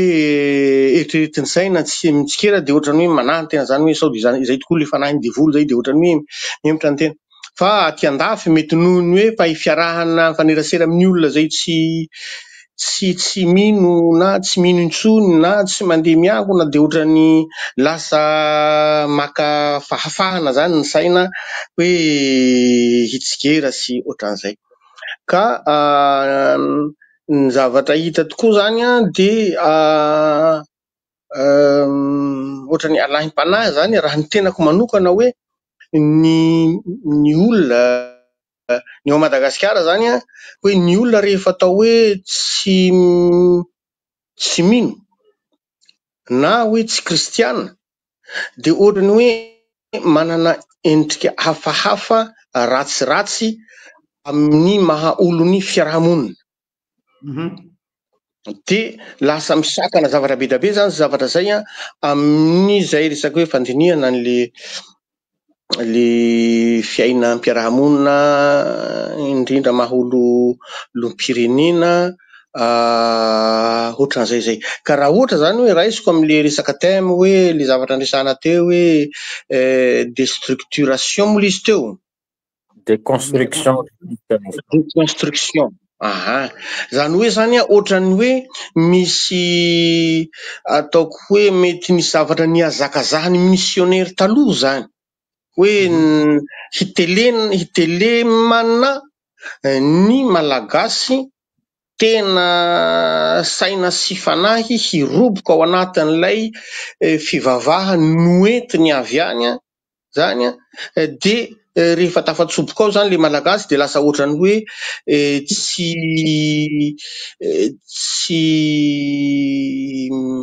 voafatotra tsy afaka ohatran'le niteneniko teo zany ohatrany hoe ny tena zany ohatrany hoe manahy saodia hoe tsy ny sitrapony tena intsony le mieritreritra na le manao tsikera fa lay fanahy ratsy ahina lay fanahy ratsy zany mitangorona no misakana ny tena zany hoe tsy ho afaka manao tsikera ka ekeko tokoa zany raha zany amin'ny dingana misy ahy amin'izao fotoana izao fifandraisako amin'ny finoana sy ny fiangonana ny fivavahana zany hoe ilaina tokoa zay zavatra zay ary ny hitako zany ohatrany hoe tsy ampy amin'ny malagasy indrindra zany any Madagasikara raha ny faniriko manokana zany de ohatrany hoe ny tiako raha mahazo vahana bebe kokoa ao anatin'ilay fiaina mpanahy malagasy ny ady hevitra momba ny baiboly fa saingy raha tsy haiko raha misy zavatra zay fa saingy laika amin'ny fomba laika zany marina misy tandarina ty masatra hoe mbola itoy izy ty maka aorianan'izao mbola misy okafa ho aty atsika fa izay mihitsy le izy satria hoe ho ana manokana zany ho an'izay fampanaraka ny PJF de nina ny voizina eto amin'ny PJF eto de ny hoe ny ahatonga an'ilay finoana kristianina tena hipaka ao anatin'le fiainan'le olona zany fa tsy ilay institution ntsony no dicté ny zavatra tokony ho ataony hoe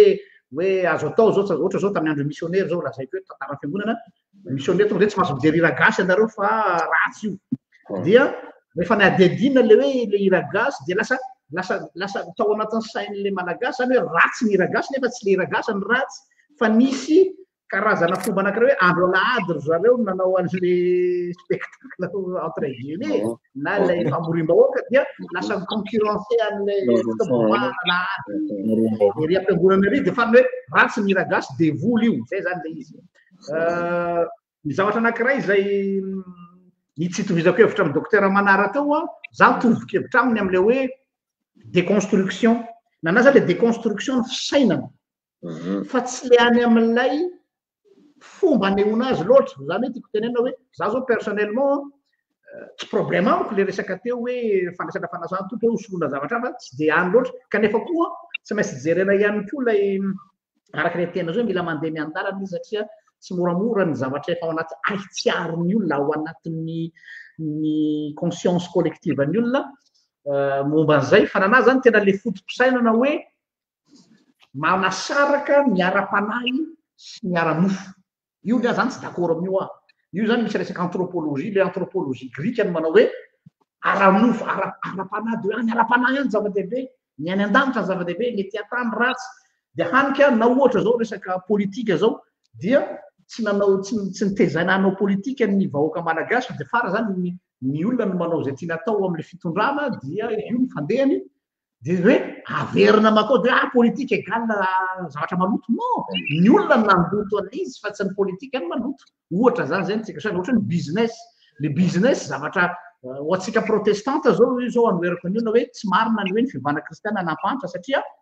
ny kapitalisme neka i Max Weber no nampianatra an'izany le protestante vokatry ny réforme zany hoe azo lazaina hoe mety mafimafy amin'ny protestante dia ty hoe ny capitaliste voalohany indrindra dia ny protestant azay no mahatonga tany refa na matanjaka reo satria nanaraka le fotom-pisaina capitaliste zay ny protestante ao ambadika ohatra koa zao tany réforme ny andron'ny Martin Luther zao a ny réforme Martin Luther iny no nampahomby azy akoatra ny ara-panahy io masy no za zany tsy te ampisaraka mihitsy le ara-panahy sy le hoe ara-nofo dans le bon sens du terme le ara-nofo fa tsy le ara-nofo nieritreretiny olona de hoe vao niraikitra ny réforme ny Luther le foto-kevitra zay le hoe ancré amin'le vatifansika any an-danitra za zany tena hoe ny famonjena no levier ny développement zay ny famonjena no levier de développement satria vao nitory an'le hoe amarinina mamaim-poana amin'ny finoana ozy izy Luther de tonga de nidaboka ho azy ny fandoavana vola tamin'ny Vatican nidaboka ho azy ny fandoavana vola tamin'ny resaka vente d'indulgence de tonga dia miala amin'ny fahantrana eo no eo le olona satria tsy taxe intsony tsy nararotiny olona intsony misy taxe communal tamin'ny any zareo zany le hoe mitrandraka ny ala tamin'ny faritsy Allemagne taloha de zareo clérical no clergé no tompony de lasa afaka tonga de mitrandraka direct an'le ala ny paysan de nitatra izy tany amin'ny révolte des paysans miaraka tamin'ny 11 heures zany hoe tena misy impact direct social économique les réforme Luther miainga avy amin'ny ara-panahy miainga avy any amin'ny fivavahana tena hoe Jesosy Kristy irery any fa miatraika tany amin'ny quotidien'le olona izy satria lasa tsy nandohan'ireny vola nalaina taminazy reny zay zany zavatra anankiray tiako marihana zay zavatra zay fa ny zavatra anankiray zay tiako resana ihany koa hoe misy fehezantena anankiray zay hoe voizina ny hoe talohan'ny missionnaire dia za koa de manaiky hoe efa teo Andriamanitra tsy ny missionnaire no mitondra an'Andriamanitra teto Madagasikara za zany a de solidariser amin'ny discours ny missionnaire hoe tsy nalala an'Andriamanitra ny gasy raha tsy isy anay missionnaire diso zay kosa aloha de tena diso satria manjary aloha zany ny zavatra marina de marina zany hoe satria Andriamanitra moa omniprésent zay nampianarina antsika tamin'ny dogmatika zany hoe Andriamanitra manerana zao rehetra zao donc tsy mety navy anaty boaty akory Andriamanitra mety navy any Amerika sy ny Norvège sy avy any Frantsa de mety nateto Madagasikara fa Dieu il était partout fa ny fahalalana azy hoe iza io Andriamanitra io déjà na le hoe Yahvé sanatria hoe mampianatra eto fa manaroatra eny tena moa nanao fandalina manoka amin'ny testamenta taloha le teny hoe Yahvé ne c'est un Dieu païen appellation d'un Dieu païen zany hoe anarana fiantsoana Andriamanitra le Dieu du désert fa io anarany io no nalain'Andriamanitra ilazany tenany fa Andriamanitra mbola mijanona ho mystère foana zay le mahandriamanitra tsy fantatra iza marina izy on sait pas qui est Dieu fa dia io izy fa dia ny ahafantarana azy dia Jesosy ihany no manambara tena tsika momba azy ka na ny fombafomba mpivavahana rehetrarehetra io zany ny iverenako ame teny docteur Semanapa dia ny kristianisme dia recyclage ny fomba sy fomba mampanao jentilisa no diovina sy nomena endrika vaovao io zany rehetrarehetra zany hoe resaka hoe fanatitra Jesosy natao fanatitra teo amin'ny dia inspiré tary amin'ny faritra Mésopotamie tery hoe ny lahy matoa natolotra ho an'ireo Andriamanitra hafa dia zany hoe Andriamanitra zany te hanambara tena amitsika dia mindrana zay misy izy le anthropomorphika teneninao teo mampiasa ny fitenin'olombelona mba ahafahany mampita ny afaka amin'ny olona ka ny tiako ampiravana zany amin'le zay resatry lavabe ny resaka dia ny hoe ny fanambitsika eto dia hoe ahoana satria fa mandeha be ny fotoana ahoana misy ve ny ahafahana mivoy kristianisme atsika malagasy izay zany ny tena antony resaka eto zao zany hoe tsy fantatry moa samy manana ny fijeriny an'izay nanahy manokana zany tsy hoe hosoloana daholo le izy hoe rehefa fandraisana dia soloana mofo dipaina na tsy any satria ça revient au même na les mentalités le tiako déconstruisena fa tsy le pratique tsy le rituel tsy lay fomba mampanao fa lay ato mihitsy satria hitako hoe misy mila kikisana ao anatin'ny lohan'ny gasy dia ny hoe gasy mpivavaka resahako eto dia hoe ny any an-danitra ihany miara-panahy ihany fa ny théologie de la création le hoe ity tany ity nomen-Jagnahary atsika matoa nomeny atsika io dia natao hiadana atsika ohatra fotsy zao me ohatra tsotra hoe ohatra zao resaka hoe ohatra hoe mifantena petraky olona aminay hoe tsika kristianina ve pastora azo manao affaire vato izy hoe manao mercure dia hoe ka io anie misy zalahy manao sorona amin'io fa tsy maintsy mamono akoholahy ianao mila mamono omby ianao mila omenao katratro zalahy ry mpamaraky reo mila atao an'zao zany hoe manaraka an'le fombafomba ve mba hatao satria nefa kristianina tsika avy any atsimo mahalala tsara an'izany hoe atao ahoana zany idésolidariser anao nefa ny io le zava-misy ahoana zany eo zany no misy zavatra mila tsy haiko filaza azy hoe ohatrany hoe passerelle kely ve ahafahana hoe afaka manao an'le affaire vato tsara ve ny mpino fa hoe io fa andevolo satria ohatrany hoe fakafareny tsika malala tsara Madagasikara fa tena malaza ratsy tadinareo ngamba le zaza maty mivonony olona anaty ravina atao Tananarivo nampalahelo farany Tananarivo sa Tamatavy izy iny question na resaka affaire vato anie namonoana an'le zaza donc zany amiko eo ny ilana an'le filazantsara satria tena mbola maizina le firenetsika zany miala tsiny tsika miteny hoe kristianina malagasy non tsy kristianina ny malagasy tena mbola maizina Madagasikara tena désolé mety iteny hoe ka efa 50 am'zato taona nareo oui midira ny religion fa le toetsaina tena mbola tena anaty fotaka tanteraka dia zay no mahatonga ny économitsika ny décolle satria ohatra fotsiny zao hoe manararoatra ny sasany hoe efa anay ty resaka volamena sy mercure sy safira tia fa tsisy idiranareo mpivavaka ty fa anay mpanompo sampy ty ohatra donc tanareo zany de zavatra zay zany mila kasena zay zany ahoana am'fahany kristiana hisitraka lay harena zay anazy nefa izy indray no miafiafy am'le raha de zay zany no karazana défi mety olona rehetra zay hevitra zay fa za zany manana an'izay zay azoko le tena azoko be fa voalohany indrindra tiako resahana kely hoe le exemple niraisiko teo mahakasika le fandraisana fanasany tompo exemple fotsiny iny hoe raha ohatra tsika mietreritra za zany tsy mietreritra mihitsy hoe tokony hovainy ty hoe hovaina mofo dipaina ohatran'ny zanamangy église baptiste indray mandeha zay de mofo dipaina natao tam'izay tena tsy gêné anahy mihitsy tsy gêné anahy mihitsy satria raisiko hoe symbole le zavatra nge atao zao fahatsarovana. Zany hoe exemple fotsiny iny ilazana hoe raha ohatra tsika mbola mametraka trop d'importance am'le hoe ity ny vatako ity ny rako de mbola tsy azontsika le fampianaran'i Kristy zany dikan'izay. De faharoa manaraka an'izay tena itovizako hevitra le hoe misy ange na resaka politika ary afandrasiko an'izay satria eo le problèmatsika am'izao eto Madagasikara le politika hoe kristiana tsy sahy manao politika na ny mpanao politika miseho azy ho kristiana.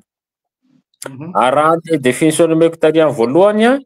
80% ny malagasy miseho azy ho kristiana satria le kristianisme lasa synonyme na civilisation. Raha hoe lasa synonyme na civilisation zany hoe rehefa tsy kristiana ianao lazain'olona fa mpanompo zampy, lazain'olona fa taraiky ianao zany, lasa ohatrany hoe tendance na la mode le kristianisme eto Madagasikara. Fa ilay kristianisme izay ataoko hoe chrétienté fanaraka amin'ny fampianaran'i Kristy dia lazaina hoe tokoa ny olona tena mahazo ny fampianaran'i Kristy ao anatin'izay domaine zay. Fa zava-tiako tsindriana zany hoe raha le atao hoe foi chrétienne zay no resahany zoky rahalahy RGL tary amin'ny voalohany hoe foi chrétienne sy ny hoe bavana kristiana. Ny finoana kristiana zany aza miresaka foana averiko ary tsindriko le sensany mbola niresahany rahalahy RGL tao voalohany le hoe pragmatique fa tsy dogmatique.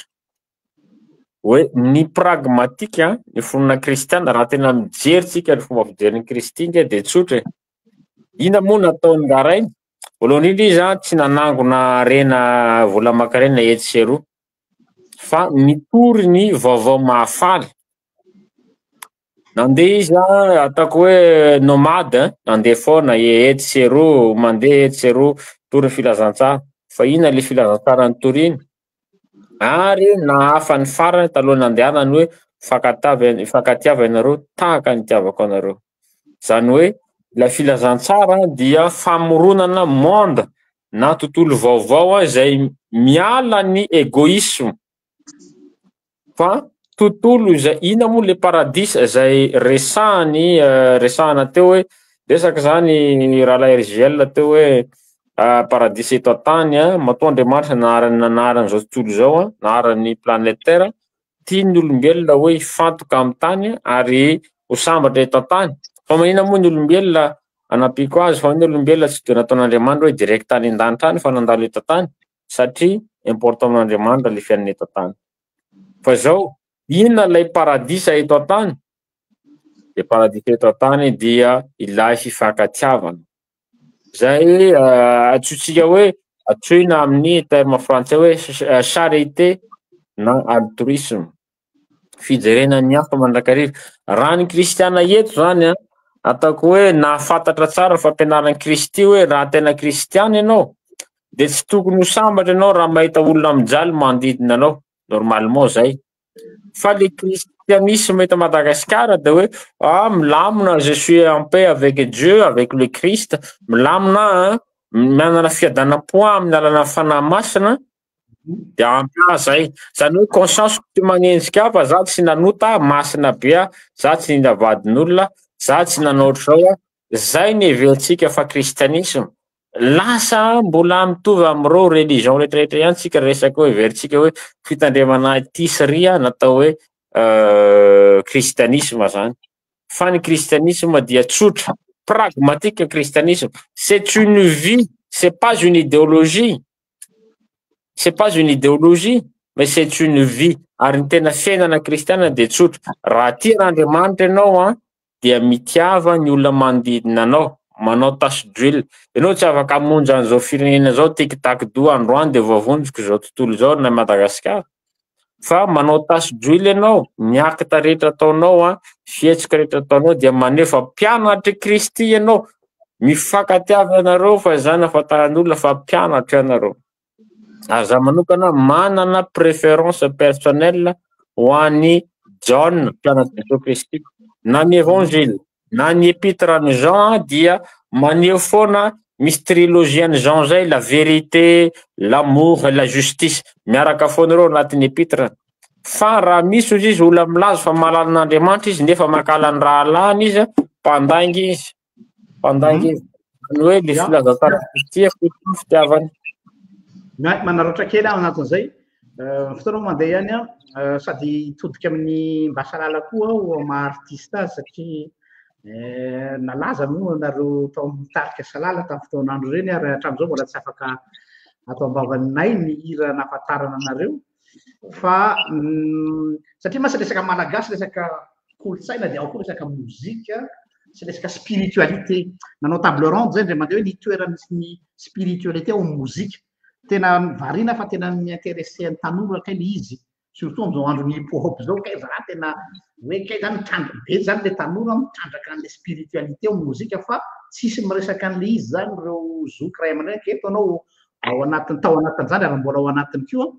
Raha reo toko ihany zany misy fanontaniana ty hoe amin'izao fotoan'izao mantsy malaza be ny panafricanisme hoe dégagena daholo. Le panafricanisme moa zany resaka fijery politika, le hoe le finoana kristiana no entin'ny tandrefana zany voana misy fiteny ankoatran'le resaka hoe le resaka néocolonialisme moa tena hidivana panafricanisme tsy hidirako iny. Dia lasa lavitra be ry zalahy hoe donc ny kristianisme koa sy tokony dégagena satria noentin'ny tandrefana io moa zany le extrême anankiray izay tsy mimbonako hevitra amin'ny panafricaniste misy. Fa fotom-pisaina panafricaniste tena ekeko le hoe néocolonialisme tena mila potehina, io le déconstruction. Fa eo amin'le manière ny zalahy un peu iconoclaste somary maherisetra dia tonga dia hoe potehina daholo zany zay zavatra hidiva zady potehina zany tsy d'accord amin'izay kosa fatsika Venetsiany zany manatantely zany anisan'ny namolavola olona maro le Ambomazava sy ny tariny reny hitatsika tsara zany hoe be ny olomanga nivoaka tamin'ireny toerany reny raha ny faritra sy manokana iny no resahana ka amiko idéaliste be ry zalahy fa tsy pragmatique ny le pragmatisme koa ny tabira anatin'le izy. Dia ny fanontaniako dia ty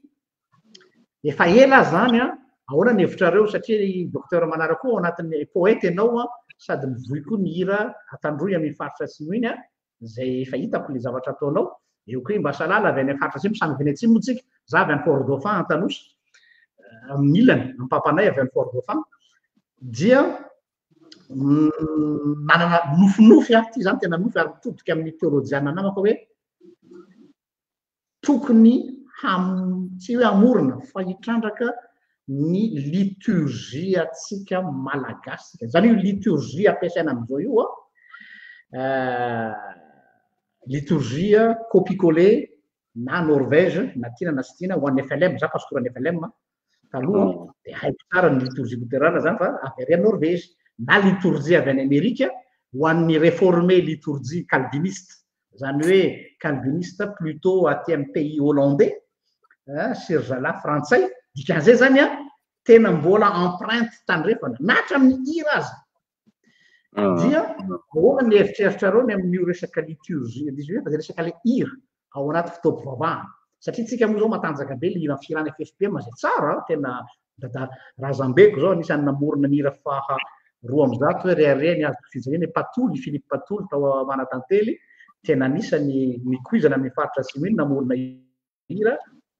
namorona firana FFPM zay ajaiko. Fa eo indrindra zany tsika zao tsy hoe koa hoe hanolo fa le hoe hitrandraka an'le hira atsika mamoaka an'le fanahy mahagasy mivavaka tsy haiko raha tafavoakako le tiako avoany hoe za zao ohatra hoe mihiranirany ohatra hoe fanjafondrony reny zao rehefa makany soatanana tena mangoritsina aminao mihainao an'le izy tsisy mozika fa tena hoe le zafondrony tena apiro dia tena heninao mihitsy hoe raha tsy be le tena hoe miakatra velona any an-danitra tsy dia tiako loatra zay fa renao mihitsy zany le akifanahinao fa tena en phase nao le fivavahana satria raha malatsy amiko. Dia tsy haiko ny hevitry Mbasalala aloha amin'ny maha-artiste anao ny amin'izay lafiny anankiray izay fa io zany efa chantier efa natsipiko tamin'ny théolojiana namako hoe tokony hamorona liturgie atsika manokana atsika ohatrany hoe mbola tsika manaroatra be ohatra zao hoe ny natsika malagasy ozy izy le namana malgasisant zay hoe rehefa miteny ny mpanjaka dia mipetraka fa tsy mitsangana malagasy marque de respect na tsika indray zany nafa madika rehefa tonga ny vazaha rehefa miteny ny mpanjaka dia mitsangana ohatra hoe mamaky filazantsara dia mitsangana dia retsika ny filazantsara ao matio dia mitsangana daholo amin'ny anaran'ny jesosy dia mitsangana ary le important zany le respect ao fa ho antsika gasy ve représenter le spiritualité gasy ve zay zany le tiako resahana sy le hira zay zany mba tiako zarana kely antanina aminareo mirahalahy mianaka dia meko nimba salala aloha tena dia aveo dokotera manara misaotra anisan'ny zavatra hoe nanaitra ahy manokana zao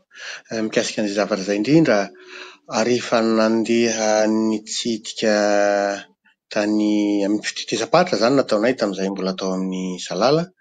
dia ny fititezam-patra tany Afrika dia nandalo tao Kenya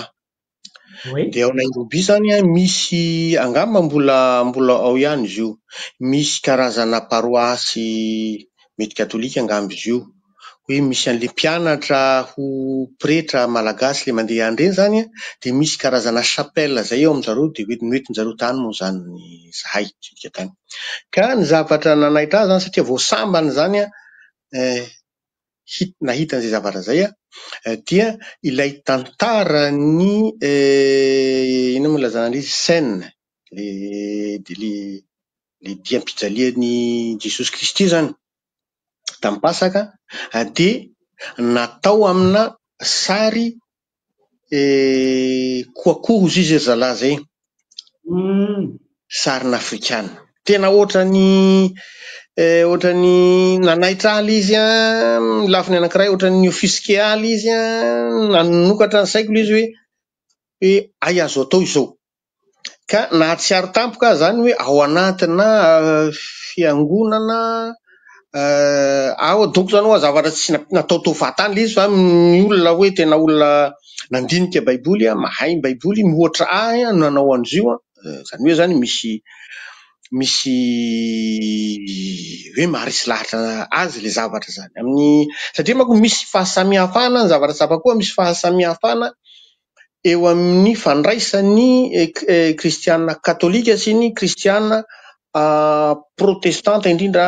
loteriana le baiboly ataoko hoe raha ohatra zany ampitovitovizana amin'ny resaka silamo zany ny kristianisma isika loteriana zany ngamba azo klasina any amin'ny intégriste tany tena tsy misy tena raha miohatra amin'ny katolika zany dia nahita an'izay zavatra zay zany dia farany nanontany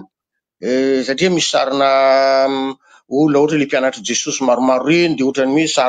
sarina afrikana manao bobo fa karikatura fotsiny zavatra zany dia Jesosy miakatra any an-danitra dia misy olona manao bobo any eo dia misy olona anankiray manao bobo koa mitovitovy any amin'ny sasany reny ny ampanidinany eny sy le ohatran'izany sariny Maria sy ohatran'izany sy afrikana doly dia atao ho analy zany zay le araka ny lazaiko teo hoe nitaizany natao anatin'ny finoana kristiana tao anatin'ny groupe biblika nanao étude biblique zany nandalo mpianarana teny amin'ny université sendran'izay zavatra ohatrany hoe un peu basique ho an'ny olona sasany zany tonga dia ohatrany hoe dimension hafa any ambony zany dia nanontany an'izareo zany hoe fa maninona dia nametraka zareo hoe ny atia ilay pretra rehefa mandeha mitory eny ambanivohitra dia ilay baiboly no mampiavaka azy amin'le alina fa tena manao tenina sorcier izy miaraka amina satroka misy bolongoro miaraka amin'le hazo tena le ohatrany hoe tena ohatran're maka endrika pimasy zany ohatrany endrika bon raha ny fahitantsika gasy azy zany dia zay ohatrany endrika pimasy ohatrany endrika hoe mpanjaka local dia satria izy iny no ohatrany hoe anakaikezany kokoa ny olona andraisan'ny olona zany ohatrany hoe tsy dia hoe lavitra azy ka eo amintsika gasy zany ohatrany le teniko teo amin'ny voalohany teo ihany zany ohatrany hoe le nidiran'le missionnaire zany mitondra ny fivavahana atao Madagasikara mety misy zavatra nanery an zareo mety tamin'ny voalohany ohatra zao raha ohatra hoe schématisena izy tamin'ny voalohany izy de hoe ahoana ny handraisan'retolona reo hoe comment se faire accepter zany hoe raha manao mission izy de ho vonoiny olona faty ve ohatrany am'ireny le film Tarzan reny sa ho raisiny olona de voaray izy zany de misaotry zany hoe tena voaray zany izy eo de ohatrany hoe raisina ohatrany olona rehetrarehetra ohatran'izay de rehefa teo am'izay izy navela ny asa de hoe hahazo olona ve amin'ny voalohany zany mety izy mianakavy kely fotsiny au départ de rehefa aveo hahazo olona ve de mety mahazo olona ray roa ohatran'izay eo de misy manao mety atao batisa na manaraka azy na ohatran'izay mety ny mpilanja reny na mety ohatra hoe mpahandro ohatran'izay fa de mba nahazo olona izy de parallèlement zany misy an'le olona manana an'le finoany le mbiasy ohatran'izay de mety nidingana manaraka am'izay de hoe ahoana ny ahazona olona maro de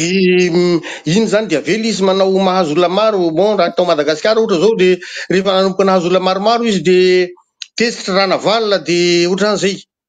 de rehefa nahazo olona maro am'izay zany de hoe ahoana no hanjakako tokana rehefa nikena am'izay zany de hoe ahoana no hanjakako tokana de tsy misy ny sasany zany fa de zarery no siseho de manana ny contrainte-ny izy manana ny tanjona tiany tratrariny izy tsy haiko mety ohatra hoe te hahazo 19 any amin'ny LMS naniraka azy tany ohatra de mety le zavatra ohatran'izay zany mila angamba tokony hoe mazava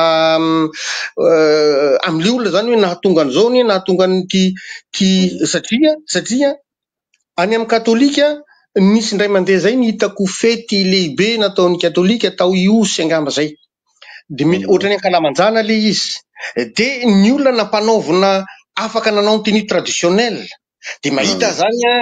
vehivavy an-tandroy manao lambafiraky manao dokodoko de misy lehilahy an-tandroy manao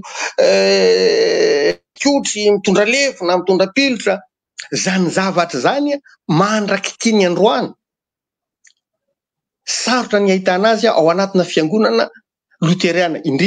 indrindra moa zany ny ao Ambovombe tena sarotra nisy fotoana na ny gitara tsy azona mpaninona tao am-piangonana tao tena ohatrany salamina ohatrany ary victime tam'izany ry zokolahy fa lasa korazana moa izy ry Gabin zay mpitendry gitara fa de ny harmonium no ohatrany hoe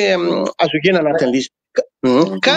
hoe andraisako an'le anina teo zany tena ohatrany hoe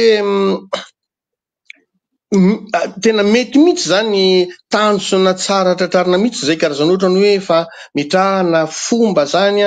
hoe fandraisana an'le finoana liturjia angambany ametrahana an'izay ohatrany hoe vaovao satria tao anatin'izay précipitation nataony hazakazaka raha antosika nataony missionnaire hanatrarana an'izay dingana no azavaiko teo zay zany de ohatrany hoe mety nary zareo zany tonga saina izy hoe misy zavatra tsy miady ao fa de mety mametraka fotsiny izy hoe la fin justifie les moyens de lasa nipetraka tao am'le gasy le izy de iny zany no raisina ho parole d'évangile satria raha ohatra zao hoe amaranako an'le ana hoe ao anatin'ny anina an-tandroy zao ohatra hoe na iza zanaka an-tandroy ataoko hoe maditra farany maditra ataotsika hoe mahavita manaisotra mason'olona na mamon'olona ohatran'izany hoe mipetraka zany le firafitra n'le fiarahamonina zay karazana hoe tantaniny na entre guillemets anjakan'ilay mpitan-kazomanga le mpisorona zany rehefa misy zany resaka mivoaka avao amin'ny hazomanga ao am'le anjomba le mpisorona zany hoe izao no atao ohatra zao ataotsika ohatrany hoe atao ny savatsy zany Ka raha ohatra hoe namoka zany ny avy tao hoe amin'ny andro ohatran'izao itsika manavatra na iza jeneraly farany ambony na miraly eo amin'ny tafika na iza miliardera faran'izay dangereux tsy afaka manova aniny intsony. Izany hoe zany ny resaka avoaka lay mpisoro zany de ça vaut plus qu'une parole d'évangile ho an'le retolo reto. Ka raha ohatra zany misy fomba karazana ohatra ny hoe salama hoe miara-miaina zany le gasy rehetraretra miara-miaina le mpisorona ny pretra ny ohatran'izao de mety ohatra hoe samy nanazava nandinika anina teo zany hoe nahitana hoe izao ani re olona mahatsara atsika izao ny mahatsara an'le fiarahamonina amin'ny maha olombelona zany de rehefa resy lahatra amin'iny ani ohatra le mpisorona ohatra de ametraka izy hoe hiantso famorim-bahoaka aho de hoe izao no zavatranina izao no mety izao no tapaka ohatran'izao de na izaho zany zay nandany ny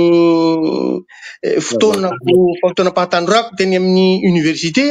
de mametraka hoe raha izy mpisorona ndray no nametraka an'izay fa izay no izy de ataohoana fa vo zay zany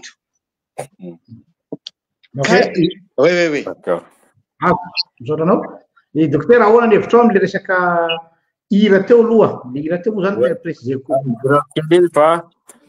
za tsy ainga am'le contexte musical ny angako satria ny anangy vao aingany 2023 vao nanomboka nivohy ny resaka muzika na de hoe ataoko hoe don naturel l'izy fa ny aingako de ity 2011 no ataoko hoe niditra lala fivavahana kristianina ampiasaiko le terme mahazatra hoe converti tsy hoe zay tsy kristiana teo aloha ma mère était luthérienne na dadako tsy mivavaka ataoko hoe animiste zany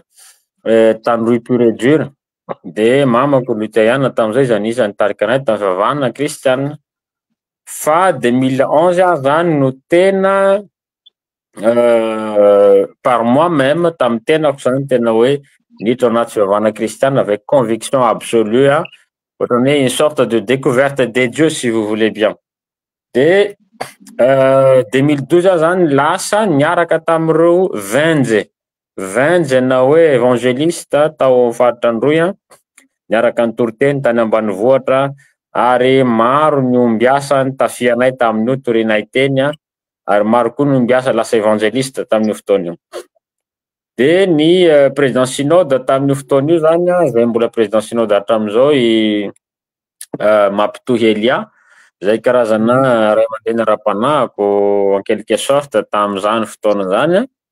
de zavatra voaray satria j'étais encore quand même très jeune à l'époque j'avais 17-18 ans zany tamin'io fotoana io de io président synode io no niteny tamiko hoe nanome ohatra zany izy tam'izay hoe nisy olo sahiry zany hoe pibeko mpanao hira traditionnel tandroy no converti lasa kristianina zay nilaza hoe ahoana za hoe tsy maintsy ilao zao ty maro vaniko ty satria za lasa mivavaka de zao nitenenina taminazy oeto le maro vaninao ao am-piangonana ideranao an Jesosy ideranao an'Andriamanitra de nentina atao le marovany ary marovany noentiny amin'ny fiangonana nisy azy iderana an'Andriamanitra zany nety amiko le idée le anecdote nataony président synode tam'izay nety amiko le anecdote satria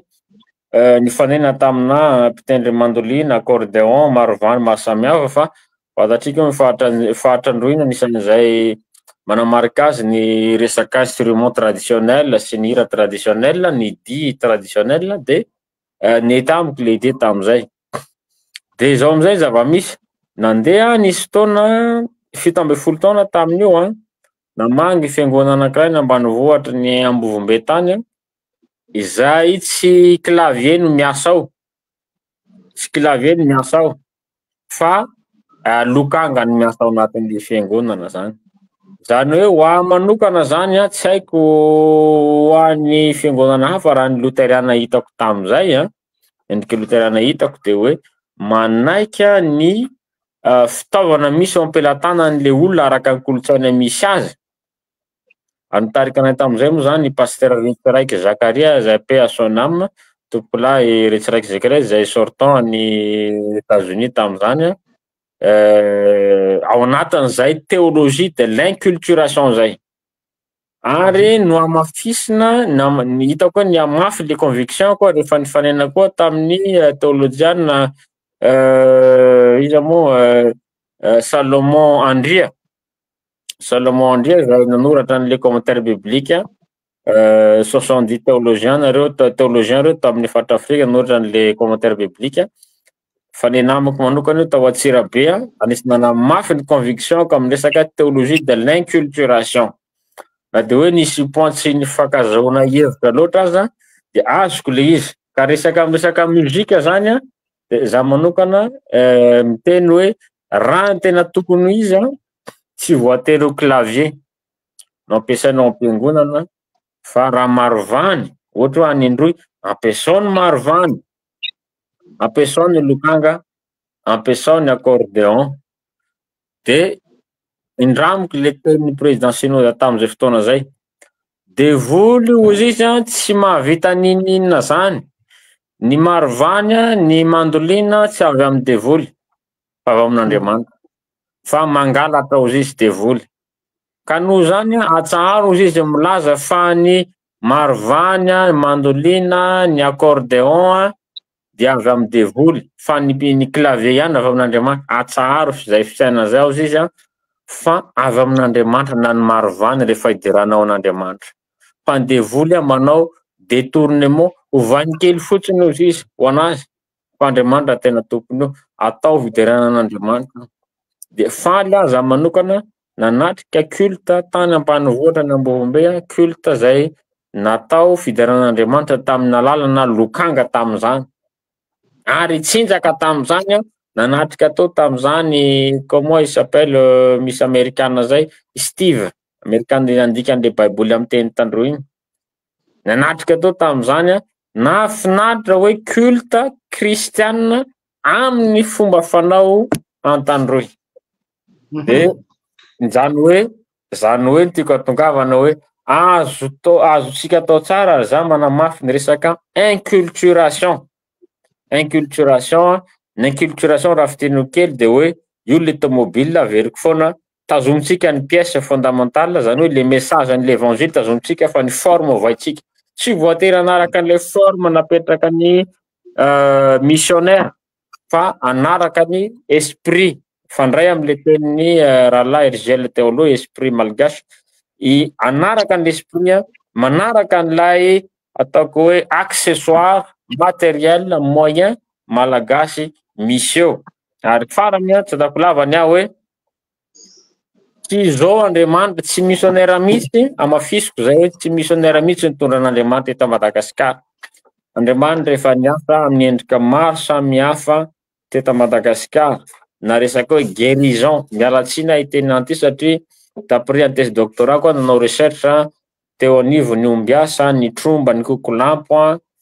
muzika traditionnelle, fa za mahita hoe Andriamanitra de efa niasana tamin'ireo alalan'ireo ombiasa reo efa niasa tamin'ireo Andriamanitra. De mila tsahantsika le fieritreretana hoe raha vao resaka traditionnel malagasy devoly zay fa nenentiny vazaha no Andriamanitra, mbola misy esclavage ao anatin'izay zavatra zany. Zay ny fiheverako mahakasika le mozika. Natonga raha mitena zay mantsy efa ela nanipy an'izy io teto amin'ny page de te hizara an'io hoe manontany aza nefa zao mitodika amin'ny mpanaraka ny pejy sy ny olona zay mijery atsika direct hoe antsony tolo-tanana ho amin'ny théologiana passionné, io mila passionné sy isika atao hoe académicien, zany hoe olona manam-pahaizana amin'ny akademia malagasy ny hoe sao de tokony asiana karazana laboratoire kely ahafahana manao les propositions anaovana liturgia typiquement atsika malagasy. Zay zany ny zavatra anankiray karazana hoe chantier atsipiko le izy, satria zao mantsy le izy za zany mivoy an'le hoe mila libérena mialatsiny amin'ilay teny varimlanana mila libérena ilay filazantsara ao anatin'ilay ohatrany hoe fijeriko an'ilay filazantsara zany a ohatanareo ohatra le vorona kely tsara mafatifaty kely ao anatina kazo iny de raha mbola kely izy a mbola mahafinaritra mijery azy manidinidina ao anatin'ilay kazo iny fa rehefa manomboka ame lehibe le vorona tsy ampy azy tsony le trano keliny iny na de mahafinaritra azy izy mihirahira ao na de ataontsika hoe misy fiasiana rano kely sotrony ao misy efa tsy mety ao fa mila mivoaka am'izay izy donc zany raha mila mivoaka izy a de za zany mahita fotoana zao a mila libérena le filazantsara satria le filazantsara zany ohatra ny giazana atao anatina boaty de nefany a tsy mazaka azy ho antsika malagasy ny resaka eto ho an'zareo tandrefana mety efa tafavoakany azy fa ny atsika sisa dia ahoana ny libérena an'izay zany a eo anivon'ny hoe libérer l'évangile amin'ilay pouvoir sy institution nanepotra an'le izy satria amiko ny filazantsara raha miteny grika masina atao hoe mialatsiny raha mampianatra kely mety hoe évangile amin'ny teny grec de hoe dynamis zany hoe force na moteur na catalyseur zany atao hoe dynamis zany ary matanjaka io tsy azonao fehezana fa ohatran'ny volcan io a ka rehefa mipôka io de tsy voatananao zany de apôstôly paoly moa laza an'izy koa hoe herin'andriamanitra ho famonjena zao tontolo zao zay tsy menatra ny filazantsara fa herin'andriamanitra de nefa zay herin'andriamanitra zay zany a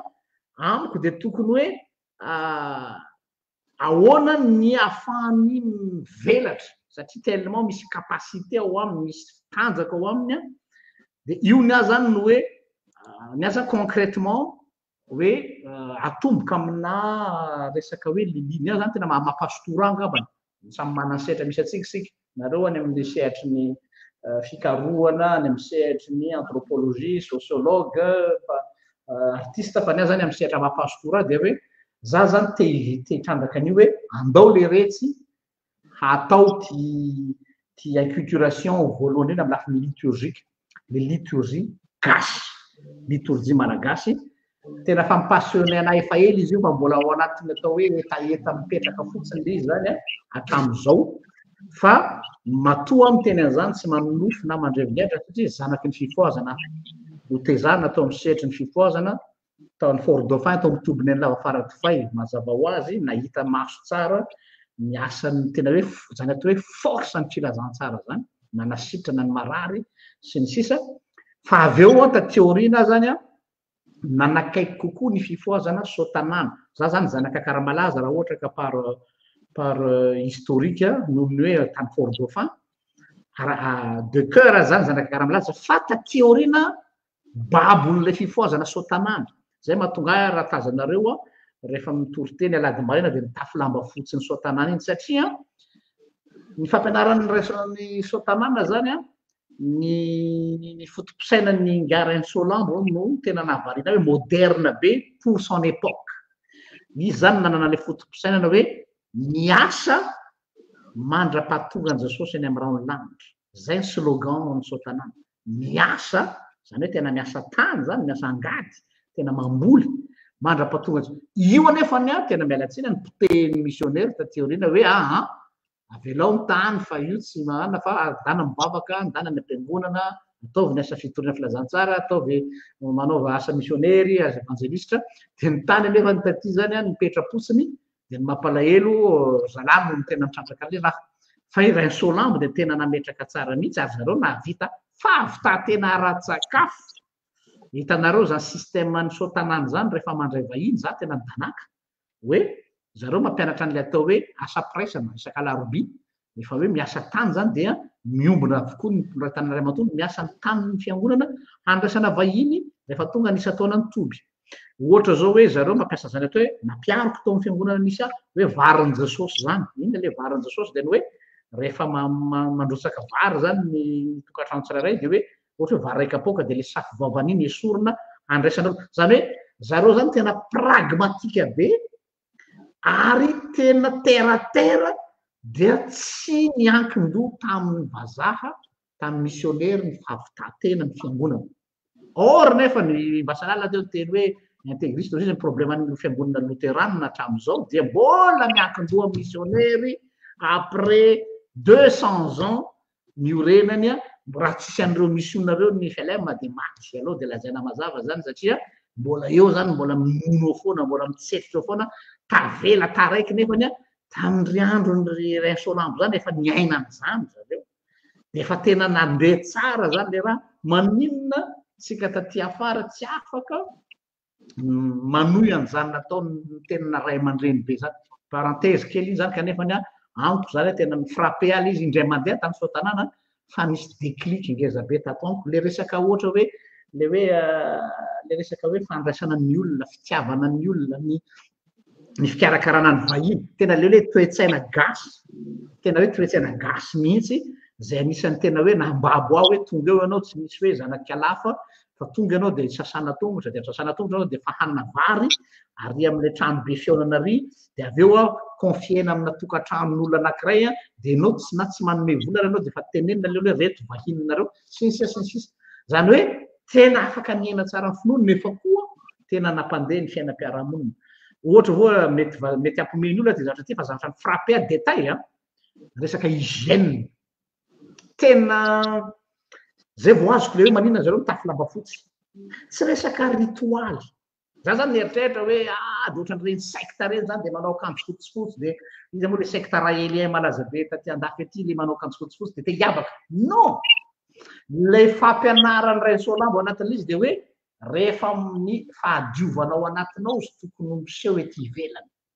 zay zany le fahadiovam-ponao izy tokony tazana ety ivelany dia ohatra hoe amin'ny fanamiana zany variana anao zaza kely mitafy an'ilay lamba fotsy voatandriny zareo iny akanjo fotsy iny tsy aloto nefa tany mena iny faritry sotanana iny dia tenao zany hoe zay zany ray ohatra fo maraina tany sotanana dia mitady toalety tena détail ty ahitanareo hoe efa lasa lavitra zareo amin'ny fisainana tiako tenenina dia hoe gaga anao zany ianao zatra ny ambanivolo hoe ainy gabonety dia ianao zany madinidinika eo manodididina eo tsy hitako zany hoe fa aiza ny toalety eto amin'ity tanàna ity dia anatintaniko leo na zareo mitokana ery tena hoe mitokana ohatran'ny ohatra eto zany ny tanàna eto ny trano dia mitokana ridao ny gabonety be dia be dia hoe satria maloto satria miteraka aretina dia hatramin'ny resaka hoe fitsofan'ny rivotra avy any dia ery satria ny rivotra dia tena variana hoe raha hoe olona mbola tamin'ny andro taloha hoe talohan'ny fanjanahantany azy nanana an'izany qualité de vie zany io zany ny tena nandresy lavitra non tena tokony mila verenana le resaka hoe fanahy malagasy hoe tena manana zavatra atsika fa malheureusement ohatran'ny hoe tsy voatrandraka le izy fa dia any izay olona mahalala an'izy any dia zay lavabe ny resako fa io ny zany no mba nofinofy hoe mbola indray andro aho dia amin'izao andro avelomako zao ny afaka hanofan'izany liturgia atsika malagasy manokana zany mbola apetrako sur le tapis fa dia zay maheno eto zany dia fa tsipiko ny teny ho an'ny tsirairay efa lasa be ny fotoanantsika efa adiny roa latsaka zao so dia manak'olona zay raparapara ny namantsika Bakalala ohatra dia ana zao le resaka mozika iny zao no ngamba hoe raisiko anina hoe le izy oa zany amin'le resaka fiainana an'le fiainam-pinoana zany hitako hoe misy fiovana misy fivoaran-javatra le izy hoe portira zany hoe tsy statika be le izy zany misy zavatra hoe miova zany hoe zany misy zavatra noentina avy tany dia tazomina mafy le izy dia tadiavo ohatrany hoe tadiavina ho tazomina kanefa misy zavatra hoe miova tadidiko zany rehefa tonga tao Antananarivo zay avy tany amin'le groupe amin'ny GBS zany dia tadety amin'ny GBU dia mamonjy fotoana ato saditiko le anaran'le toerana le siège ny groupe public tamin'izay fotoan'izay dia ray aloha voalohany nisy le namana zay miaraka tonga taty zany samby tao amin'ny groupe public zay dia tamin'izany fotoana zany na mivavaka zany ny kristiana dia amin'ny fiteny ofisialy satria ohatrany hoe zavatra nipetraka tany aloha tany zany. De Anna zay niaraka tao amin'ny Anna zay niaraka tao amin'ny Akolanitra, de nisy fotoana izy tafaraka taminay nanao feobeso zany tao amin'ny Salana, Daniel zay no anarany. De nasaina nivavaka amizay zany izy, de rehefa nivavaka izy nanao teniparitra. Anatin'ny fivavahana zany tena hoe tena le concentré, le tena mampiditra fanahy masina iny zany. De le Anna zany hoe le hivavaka hoe ray io, Andriamanitra ray io. De nataony amin'ny fiteniparitra zavatra zay, tafitokiky ny rehetrarehetra, ohatra tonga de tapaka zany, ohatrany hoe zavatra hafahafa, zavatra tsy manavanana, zavatra tsy tamin'izay. Ary raha ohatra hoe hoe misy miresaka amin'ny Daniel zavatra zay, tadidiny Daniel hoe nataoko zay zavatra zay. Tena nome dolo ny olona zany, ny taitra ny olona, ohatrany mety misy angamba ny indigné fa bon ohatrany hoe choc le zany. De aty aoriana moa zany le izy niova zany, ohatrany hoe io ara ny baiboly amin'ny fiteniparitra raha izay. Tamin'izay fotoana zay koa rehefa mira zany zay de natao ohatrany resaka kisangisangy, ohatrany hoe zavatra tseritreritra tsy ninona zany isy ndray andro any, hoe le hira mpivavahana zany atao chorale hatao mihetsiketsika ohatrany saleky tamin'izay fotoana zay, hoe mba hilazana zany hoe tsy nisy tamin'izany fotoana zany ary tsy niazo nieritreretina, ohatrany hoe raha manazany de ohatrany hoe de ohatrany hoe metsaka manko zany ny saina manazava hoe inona mahatonga an'izay, de satria rehefa mihetsiketsika zany de devolo no mampihetsiketsika, satria tokony hijaridina ny olon'Andriamanitra, de zay no mampandray amin'ny fanahy masina raha izay. De le izy koa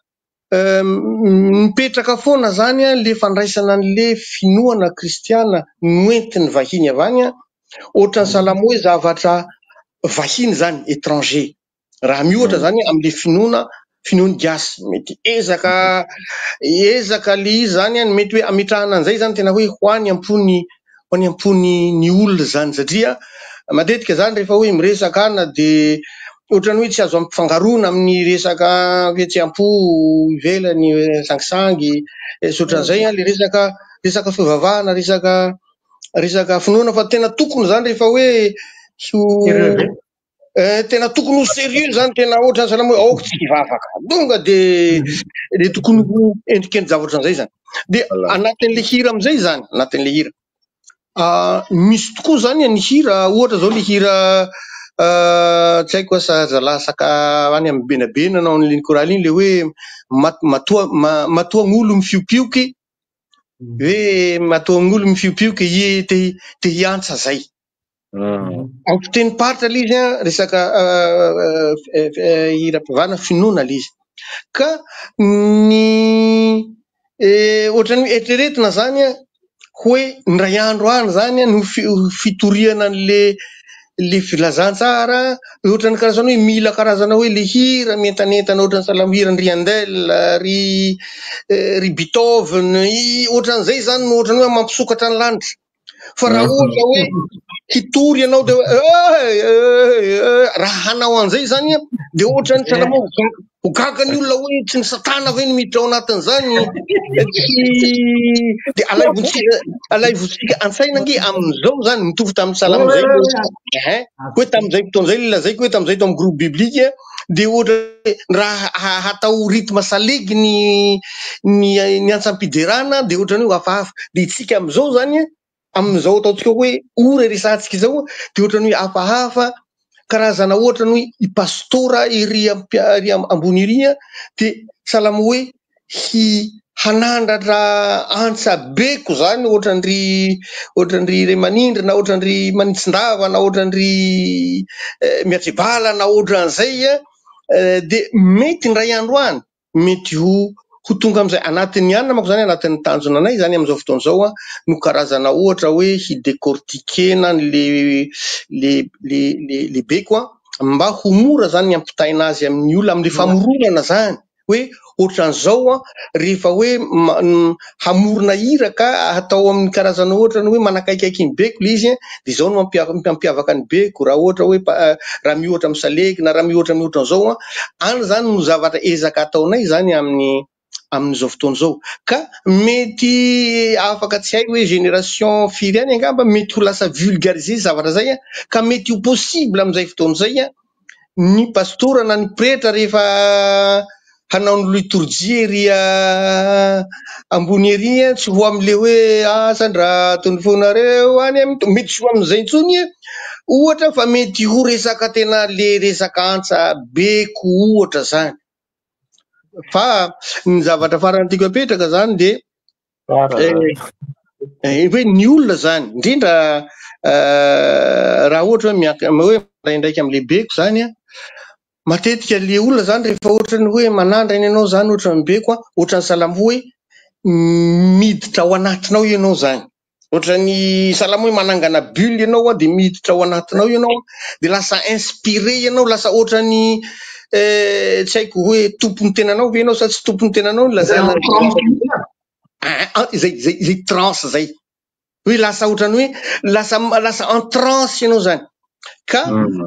zay zavatra zay ohatrany salamo hoe ohatrany sakanana ohatrany hoe verina hoe tsy mifanaraka am'le fanan'Andriamanitra ve le zavatra am'izay fotoana izay a de lasa ohatrany reny tromba reny lasa ohatrany de am'izay mampetraka fanontaniana hoe ohatrany ahoana ny fifandraisan'ilay finoana na le fiainam-panahy am'le resaka hoe tromba dans le sens zany hoe miditra en transe ianao sy lay hoe olona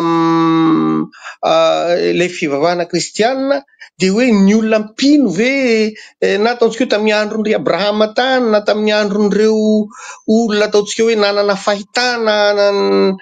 hoe noentin'ny anjery na noentin'i Jesosy hoe mety tsy misy karazana composante na transe mihitsy ho an'nao tamin'ny raha mamaky ny soratra masina nareo hitantarany Saoly mpanjaka rehefa nosoranao mpanjaka Saoly tam'izay fotoana zay raha matadidina nareo de hoe nangataka zany ny Israely hoe mba ome mpanjaka zay de ozy Andriamanitra hoe non nareo hoe théocratie fa tsy monarchie zay le izy hoe ny manodidina zany monarchie ka nareo théocratie de Andriamanitra ihany mpanjaka de zay te hiova système zay ho anao monarchie am'izay bon ok de rehefa nanendry ny mpanjaka am'izay zany de ahoana nahafantarana azy de zao raha mamaky ny soratra masina nareo ny bokin'ny Samoela le izy de nifanena tamin'ny andian-jatovo nisy an'ny Saoly ny andiana mpaminany mihira dia en transe zareo zay misy le izy de rehefa misy de natenen'ny fanahy zany reo mpaminany zafady mpaminany Israely hoe ity le voaositra le mpanjaka dia na i Saoly raha tsy nanapony sitrisitriky izy de tonga de hoe enao le voatendry mpanjaka Israely de io mihitsy tamin'ny andro testamenta taloha zany hoe raha oharina amina langage tsy hoe école de prophète tao amin'ny testamenta taloha dia io le hoe lazain'ny Paoly hoe misy fananara amin'ny salamo sy ny tonon-kiram-panahy donc zany le tena lay tonon-kira mihitsy sy lay hira de tena instrument prophétique nampiasaina teo amin'ny testamenta taloha resaka hoe tsy mbola misaka ana zany nanendrena ny safidianana ny Saoly manapaka ny teny salala fa tena nisy zay hoe donc zany fanojo amin'ny zavatra tenenao hoe tena zay le izy zay le fanahy malagasy zay le izy hoe tellement zany fo am'izay le maizazy atsika io moa le terme koa mantsy any eto masy tsara zava-mpanaraka le hoe tromba le tromba moa fandrevizana tonga hoe fanahy maloto oui fa raha tena tsy haiko ny olona mpanao étymologie an'le mot fa nisy raha nabavy anankiray zay tsy haiko nareo raha nanaraka phénomène teto amin'ny Facebook niteraka korotana be le izy zaho izy tsy hanao hira évangélique tsony fa hiverina anao Faratina Church dia niteny izy hoe nitrombako izy izy nampiasa an'izay terme zay izy nitrombako izy izy mahery lavitra noho ny fombanareo dia tafotona ataony kristianina satria lay terme tianytenena hoe fanahy le fanan'Andriamanitra zany reny synonyme le mot tromba dia fanan'Andriamanitra fa tsy hoe tromba hoe dans le sens hoe ary amin'ny dadarabe manetsika ny mandray misy miditra sika ato aneo hevitra ve izy ras zay no misoratra eto aloha ny pseudo anao ras izy anao zafady ras maheno anay ve maheno ve ataovy mafimafy ny feo anao fa ambanimbany maheno anao zay ohatrany doublé zany le feo fa tsy haiko hoe avy aiza maheno aho fa ohatrany ça marche ok afaka miteny ianao ok Astiel Dorandriamanana malagasy nisehatra ohatrany latsaka indray ny feo anao avereny kely azafady ohatrany nisehany tsara avereny hoe afaka mamerina miprésente ve tsy maheno izy rahalahy verina ny feoaka misy koa zany fa tsy haiko raha ho mety afaka régler kely le micro bon sao dia tsara coupenao dia miverina ianao sao dia zay ny problème sa fa mare verena aloha izy esorina aloha izy aloha izy verina miditra fa mety tsy tafiditra tsara eny ary mbola misy maroparina ve fa efa kaikaiky misy tiako amaranana kely an'le intervention-ko teo hoe voalohany indrindra ny tradition chrétienne satria misy olona misy mouvement hitako hoe te hanala an'izy io mihitsy eto Madagasikara na manao critique bêtement fa za miteny hoe tradition chrétienne tena importante be amintsika satria maro ny fahazavana hitatsika tamin'ny alalan'ny système chrétien zany hoe aza le côté négatif foana jerena fa jereo le côté positif anetiny kristianisme eto amintsika ao anatin'izany tsindriako manokana resaka fampianarana fa ny ataotsika zany tsika malagasy amin'izao zay tonga saina nianatra dia miezaka miadapte an'le kristianisme amizay am'ilay fomba fijeritsika tsy mirejete tsy azotsika atao mirejete satria efa io nanamaharitra ny background intellectuel atsika psychologique atsika psyché surtout hatra zay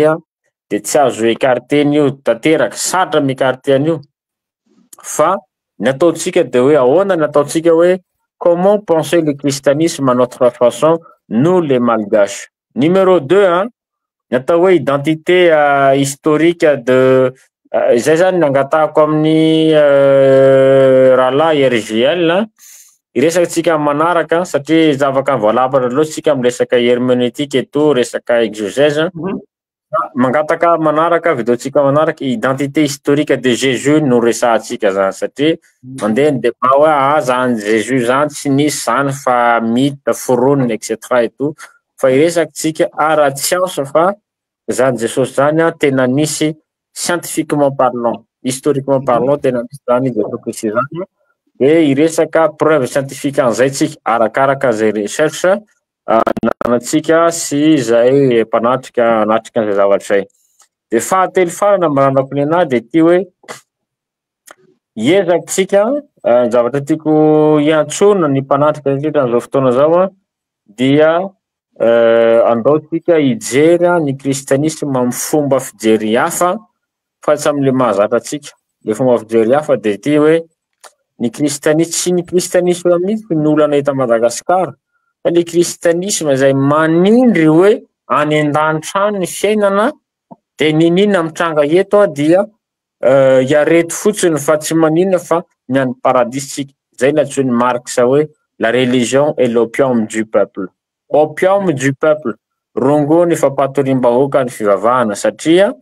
ninina marary anao eto dia hiareto fotsiny fa any an-danitra any ny paradisa dia miandry antsika fa zao Andriamanitra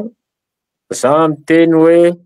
Andriamanitra dia misinteresse amty monde ty terre misy atsika ty. Maro mametraka fanteny hoe raha misy Andriamanitra fa maninona no misy ny ratsy, maninona no misy ny fahoriana. Ny ratsy ny fahoriana sy ny fahoriana dia avy amin'ny olombelona io, aza manome tsinan'Andriamanitra na ny devoly akory aza. Fa avy amin'ny olombelona io satria le système oforoan'ny olombelona, ary za milaza aminareo fa ny olombelona no biby izay ratsy fanandrindra eto ambony tany. Ny système oforoan'ny olombelona mihitsy no manaratsy ny fiarahamonina misy atsika. Ka ny kristianina dia fahazavana, fanasan'ny tany, ary ilo hanazava ny tany, mitondra fanazavana amin'ny tontolo manodidina azy amin'ny alalan'ny asa zay ataony. Tsy misy olona tsy ho resy lahatra ny fitiavana zany eto ambony tany. Anohy fitiavana izy, anohy asa soa izy, asa tsara ataonao. Ary problematsika de ty hoe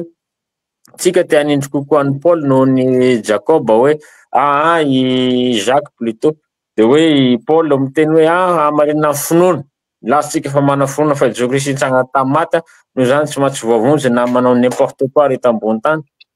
Fa Jacques nilaza hoe raha aseho ihany ny finoanao izy, tsy misy asa fa asehoko anao ny asako miaraka amin'ny finoana. Zany hoe ny finoana tokony arahan'asa foana. Raha tena kristiana tsika, arao le fampianaran'i Kristy hoe mifankatiava ianareo tahaka fitiavako anareo. Tsindriko foana io satria zay no maha-kristiana kristiana. Ninona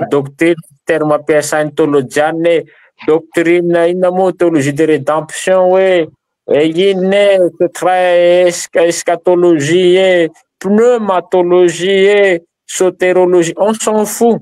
On s'en fout. Fa ny an'i Kristy de tsotra de hoe mifankatiava ianareo tahaka ny tiavako anareo. Fa zany afantaran'olona fa mpianatra ianareo, ampio ny manodidina anao, manovy anao asa sosialy, religieuse, ataovy ny environnement, etc. De manao tasy d'huile tsika, de mitatra tsikelikely fa normalement ny kristianisme manavitra atsika fa tsy tokony handetika atsika eto Madagasikara. Farany de farany, raha tianareo, farany de farany, amafisiko le appel à la troisième intervention avec rahalahy Zobeko RJL mahakasiky ny identité historique du Christ. Igny zany ray amafisiko. De faharoa tsindriko hoe ny kristianisme tsy blocage io, fa ny blocage de le kristianisme tourné eto Madagasikara tsy adapté amin'ny situation ary trop dogmatique. Fa mila manaraka ny chemin de l'inculturation tsika, manaraka ny déconstruction tsika, de alefatsika eto amin'ny page ny RGL sy ny say manara ao mba salala m'intervenir misy raha anankiray koa tsikelikely de ataotsika hoe ho tonga saina malagasy hoe tsy blocage zany kristianisme fa tsika ny diso fandray ny kristianisme. Tsy misy message eto ambony tany mahafinaritra mihoatra message ny Kristy. Ya i ras afaka miditra anao raha ohatra ka fa maheno amizay de izy moa anaranao. Ok, Astielidor Andriamanana, zay ny tena anarako malagasy nisehatra kokoa amin'ny resaka fambolena, fandrarahana, fanodinana sakafo, fa koa amin'ny resaka teolojia, mianatra teolojia zany amin'izao fotoana izao. Nanaraka foana zany hatramin'izay ny debat-ny Zokibe Jean-Luc amin'ny rehetrarehetra de makasitraka misaotra indrindra amin'ireny zavatra rehetra. Efa mifarapara ty Afrique du Sud zao, Afrique du Sud manao théologie fa amin'ny Christ Baptist Seminary zay ny anaran'ny sekoly misy ana. Misy zavatra vitsivitsy fotsiny tiako tsindrina satria za efa tara fa mijapy train. Sola scriptura, l'écriture seule, ny tenin'Andriamanitra rery ihany. Raha tsika eto maheno ny Zokibe Docteur Manara tena hoe faly mahafantatra, mahita amin'ny Facebook ihany ny hira sy ny ohatran'izany faly mifampitafa eto. Ny zavatra tiako tenenina hoe maheno an'le resaka teo zany raha ohatra tsy mipetraka zay zavatra zay amintsika. Ny tenin'Andriamanitra de hoe zavatra maniditsidina fotsiny de ho zao hoe inona ma religion na hoe fivavahana kristianina ny fivavahana kristianina. Raha tsy manandanja amintsika zany voalohany indrindra hoe tenin'Andriamanitra any amin'ny Timoty izy milaza momba an'izay hoe ny soratra rehetra izay nomeny tsindrimandrin'Andriamanitra dia mahasoa koa fampianarana, ho fandresen-dahatra, ho fanitsiana izay diso. Raha tsy mipetraka amin'ny kristianina ma hoe tena tenin'Andriamanitra tokoa ny tenin'Andriamanitra dia amiko manokana tsisy dikany izy. Zay voalohany. Faharoa, za manokana bon mety mbola ho resaka be zany aoriana tsy maninona fa raha tsisy ny Genesis toko 7, nyresaka teo zoky Docteur Manara hoe nyresaka hoe fahotana, rédemption sy ny tariny, raha tsisy ny fahotana, raha tsisy ny famonjena, tsy hitako hoe inona zany ny tena hevi-dehibe ny tena mafonja ao anatin'ny tenin'Andriamanitra. Amiko manokana zany ny fahitako hoe zay ny tena zava-dehibe. Manaiky amin'iny zany hoe nisy fifandraisana tena hoe proche, akaiky tamin'ny olombelona sy Andriamanitra talohan'ny fahotana. Fa rehefa tonga ny fahalavona, Genesis toko 7 lavo ny olombelona. Eo Andriamanitra manome promesse voalohany amin'ny resaka famonjena. Genesis toko 7:5-10. Dia izy hoe marina zay tena hoe important ny messagen'ny Kristy hoe mifankatiava ianareo fa tsy afaka miala amin'izay ny maharatsy ny zavatra rehetrarehetra zay fahotana, mpanota ny olombelona rehetrarehetra mila famonjenantsika. Je suis tout à fait d'accord am'le resaka hoe mivéhiculer filazantsara hafa ny ao à Madagasikara sy maneran-tany any Amerika koa hitantsika zay zavatra zay. Ny filazantsara misy ny atao hoe filazantsara, ny filazantsara Jesosy Kristy maty noho ny fahotantsika. Rehefa esorintsika amin'ny fivavahana kristianina zay dia tsy hitako intsony hoe inona amin'ny fivavahana kristianina anazy. Dia amarana koa azy angambany izy hoe tena tsy olana le resaka andresan'ny zoky Mbasalala teo hoe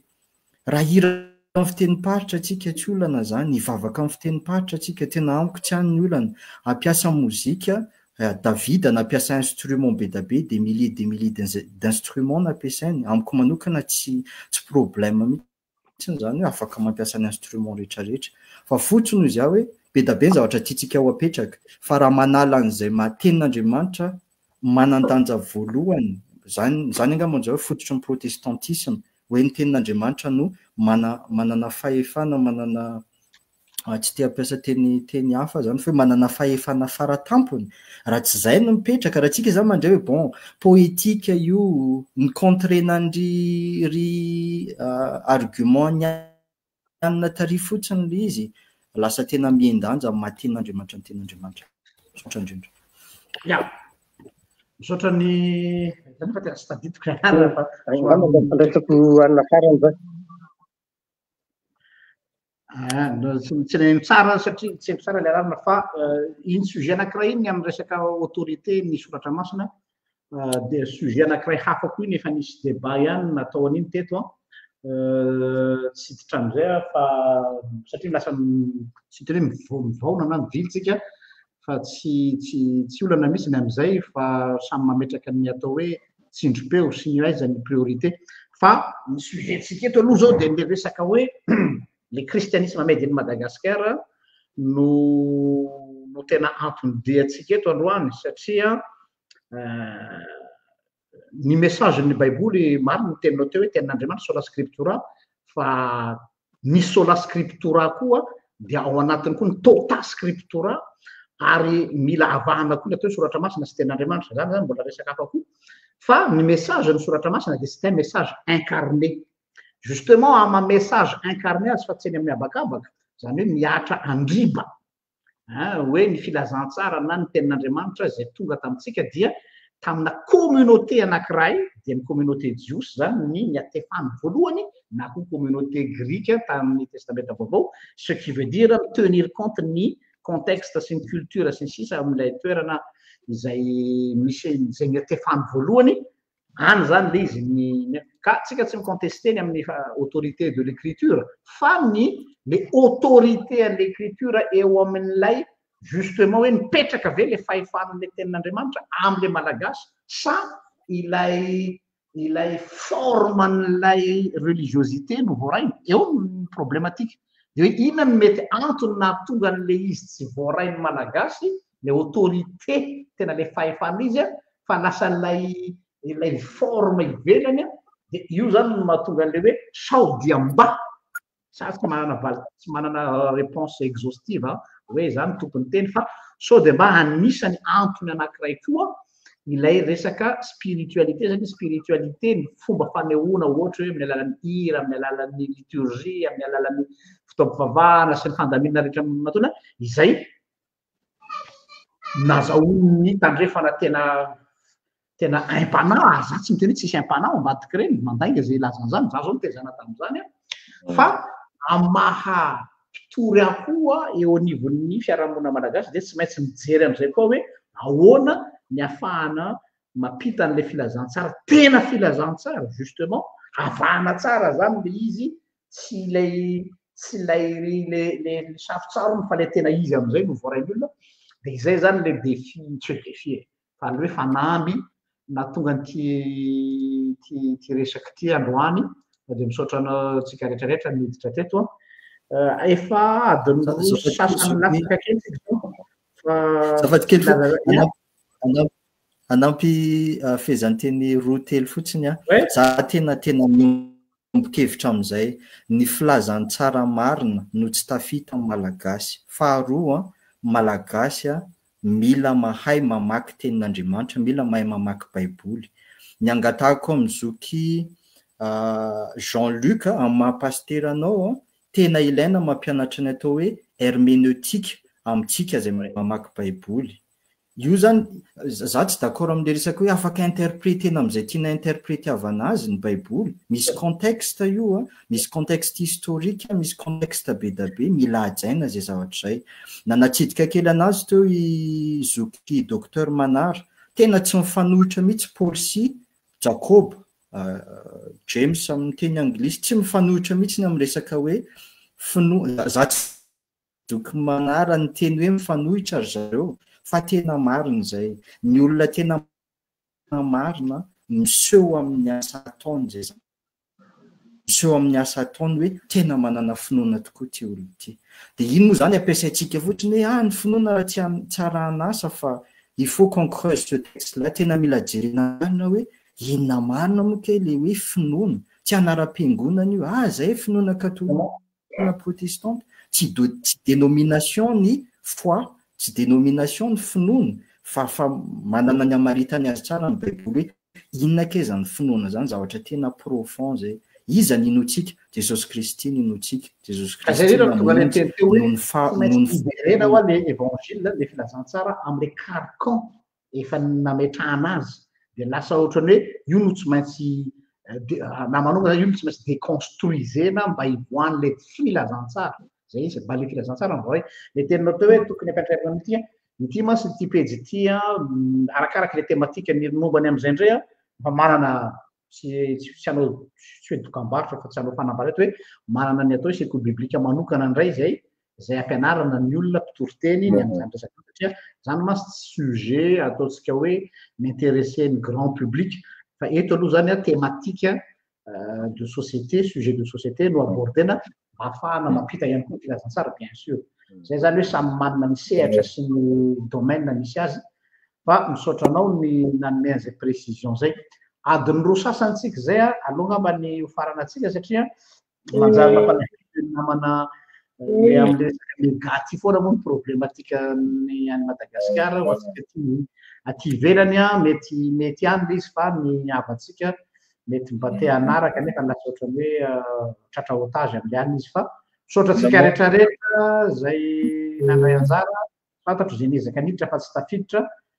ilana tsiny fa dia zay azy dia asitsika karazana tour de table kely angambany dia tsy atao lava fa satria tsika efa lasa dia lasa ny fotoana ny docteur Manara angambany dia avy eo mefa ny salala dia avy eo le rahalatsika farany teo dia misaratsika voalohany indrindra numéro 1 raha eto ambony tany tsy misy prétendre mahafantatra ny tena marina zany tiako apetraka foana le recul ny atsika finoana na io kristianisme finoana io ary zay nisany mahatonga atsika tsy manana tolérance amina religion hafa na confession hafa rehefa manana trop prétentieux tsika, rehefa manana prétention loatra hoe tsika ny malala marina, tsia. Nous croyons avoir la révélation. Voilà, c'est ça. Apetratsika zany zay. Fa aza voalohany indrindra mitombo teny fantatra loatra manoloana an'izay zavatra zay. Personne n'a été témoin de ce qui se passe au-delà de cette terre, de cet univers. De ajantsika amizay aloha voalohany indrindra. Faharoa, za faly foana ary fahasambaranao ny mitafatafa voalohany indrindra amin'ny rahalahy Zokobe RJL sy nareo namanay aby zahay sy Rimbasalalana hoe Felabe no miresaka rangahy eo. Façon sy rahalahy vaovao rasy afaka miresaka foana tsika amile compte Kisay Manara. Fa za olona maka recul foana za tsy mipretendre ninina zay ny esprit scientifique zay zany. Fa za ndray manana finoana zay le hoe chrétien, za chrétien amin'ny confession zany fa tsy mipretendre ninina. De fahatelo de ty ny zavatra tako hoe background satria ny conscience-n'olombelona nge faritan'ny fiarahamonina faritan'ny fiarahamonina. Si vous êtes un athée, vous avez vécu peut-être dans une famille qui a été peut-être une famille athée quand même. Zany hoe faritan'iny matetika de il y avait un choc peut-être de vous êtes converti au christianisme et tout ainsi de suite. Fa za manokana éduqué dans une famille à la fois animiste et chrétienne. Fa tako hoe namatra maza de za koa anisany aritsafeniko eto fa anisany nanome base théologika aloha nanovako théologie amina sehatra hafa ny groupe biblique zay kambanay sy rahalahy Mbasalala eto ny GBS ny GBU tao Antananarivo nanome base théologique je sais pas, théologie évangélique fondamentalement, je sais pas, mais tako hoe manana recul par rapport amreo doctrine dogmatique et fondamentaliste rehetrarehetra zany. Fa ny azo lazaina de hoe mahafinaritra amitsika efatra amy rahalahy, roa amy rahalahy na telo amy rahalahy, mahafinaritra de hoe manana recul atsika. Zany hoe matoa tsika amy resaka eto manana recul. Fa rehefa tsy manana recul atsony tsika tsy afaka miresaka fa mieritreritra hoe tsy maintsy ity noho izy. Zany hoe tsy maintsy 1 + 1 = 2 en ramonde matematika zany. Zay mahafinaritra tsika. Engany hitondra fampandrosoana eo amin'ny malagasy ny tanindrazana ray amitsika ny resadresaka ohatry zao, mba tsy hoe izany mahay, izany mafy, na hoe izany tena tsy hany le resaka fa hoe inona ny zavatra azo raisina amin'ny zavatra niresahan'izy rehetrarehetra miresaka teo. Mankasitraka tompoko. Misaotsy antika moa zany amin'ny resadresaky hono zao tena ilaina mihitsy le izy. Ny aza ny hitondrako an'le izy de ngamba mety hifanohitra amle zavatra eritreretintsika kanefa le tanjona zany mitovitovy ihany. Na zany le fanontaniana tiako ohatrany hoe apetraka amin'ny olona zany na hoe mipetraka amiko hoe hitondrako an'le fomba fijery de hoe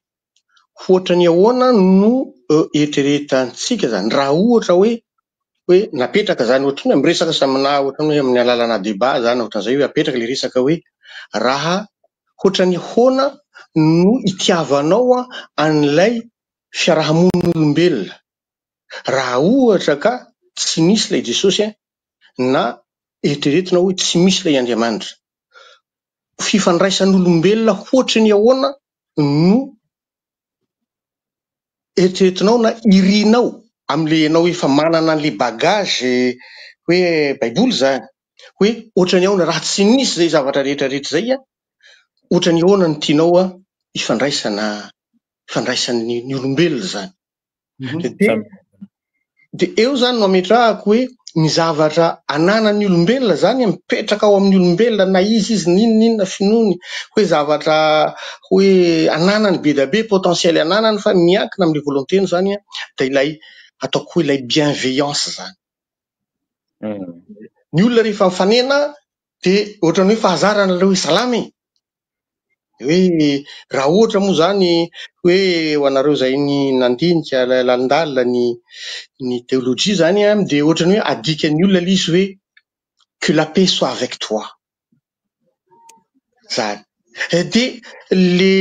ohatrany hoe ianao zany, ianao ilay kristianina, ianao ilay olona hoe tsara fanahy, dia ohatrany hoe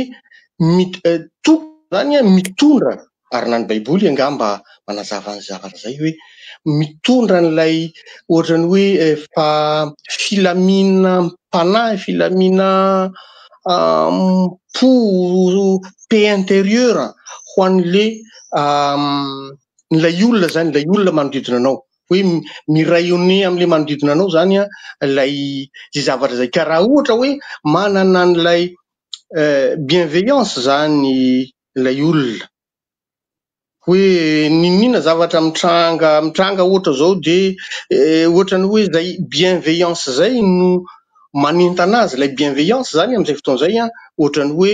mitarika azy hanana tolérance, hanana fandeferana, hanana fanetretena, ary matetika zany izay zavatra zay raha ohatra hoe henoina zany an'le resaka hoe tokony tsika kristianina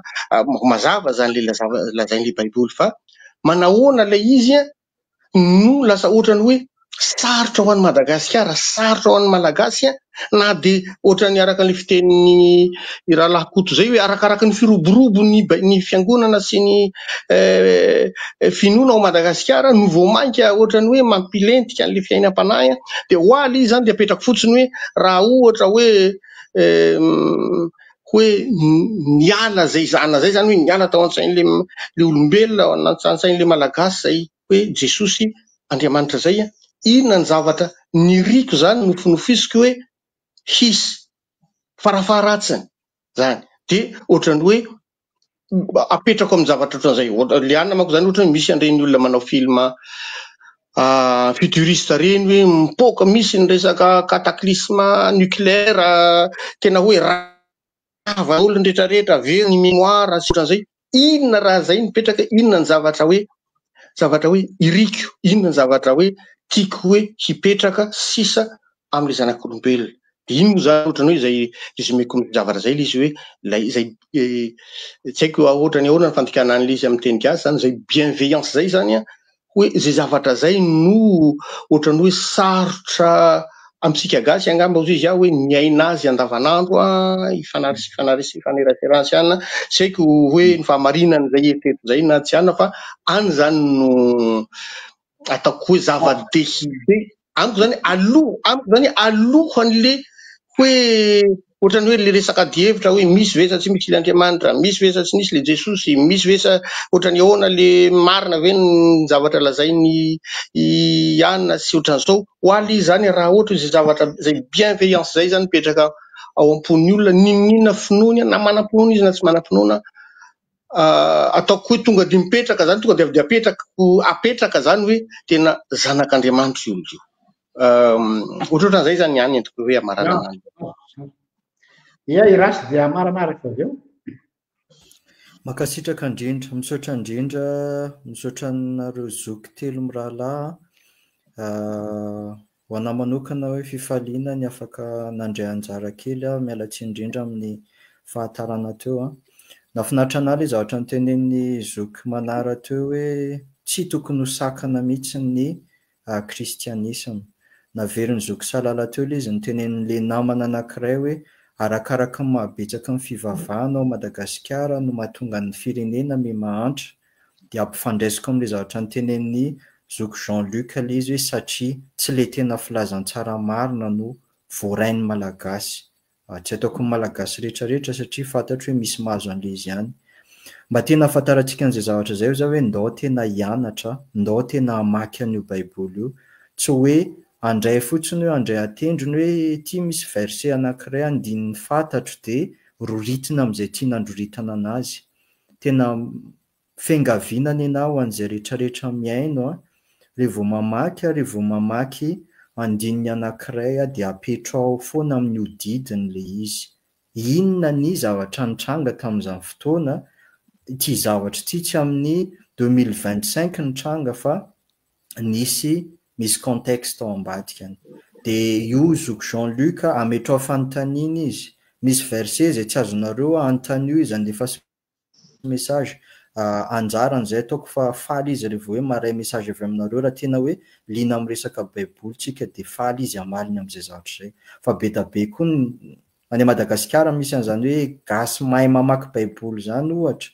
de anontany io reny tsy n'importe qui koa zany efa ny anontaniana mialatsiny amin'le fomba fiteny fa ndao hianatra, ndao tsy ho kamo, ndao tsy hitsaingotsaingo andininy fotsiny fa ndao tena hianatra, maka fotoana mba tena hoe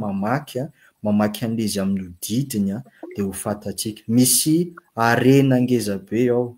ary fatatsika bon be da be ny tenin'olona hoe reny kisarisary ananatsika hoe rehefa nanomboka mivavaka ny afrikana na malagasy anatin'izany de lasa ny hafa ny taniny de ny baiboly ny teo ampelantanany indray rehefa eo ny famadika le izy. Fa misy zavatra ao, misy arena ao misy arena miafina ao de mazotoa mamaky, mazotoa tena mandinika marina. Mankasitraka indrindra.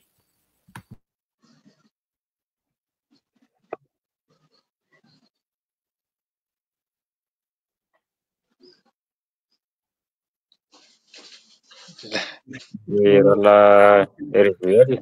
azafady fa nanao fausse manipulation tanako azafady. Misaotra antsika rehetra amarana antsika fa lasa de lasa ny fotoana makasitraka anareo nandray anjara androany. Ny lohevitra antsika moa de le hoe kristianisme made in Madagascar mitodika zany manokana eto satria misy resakantsika sy manara le hoe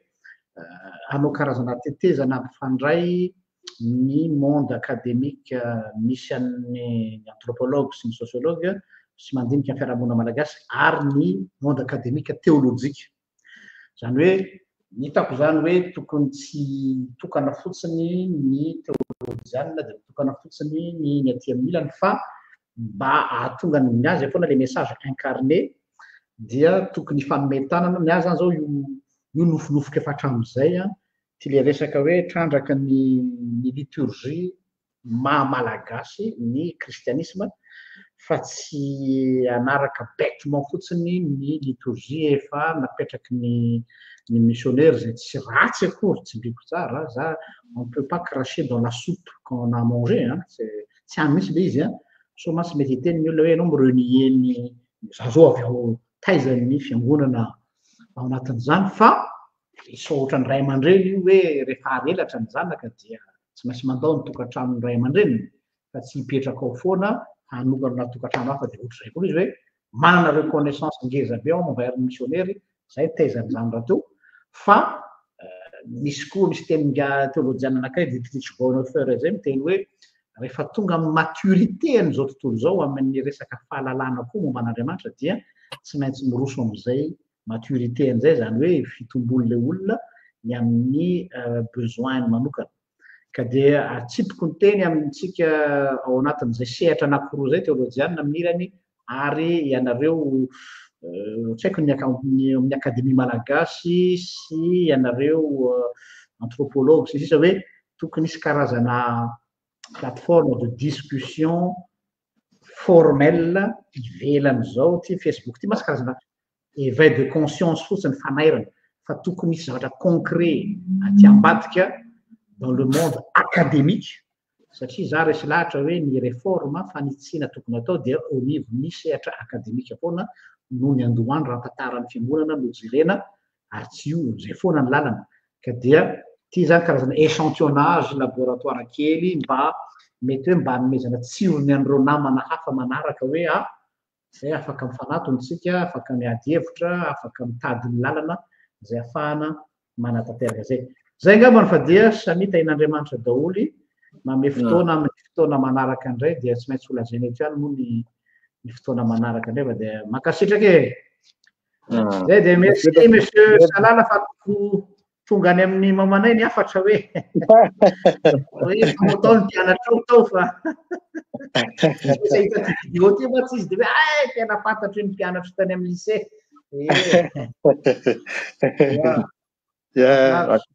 mahafinaritra manaraka indray raha manaraka Sitrake tsotra indrindra.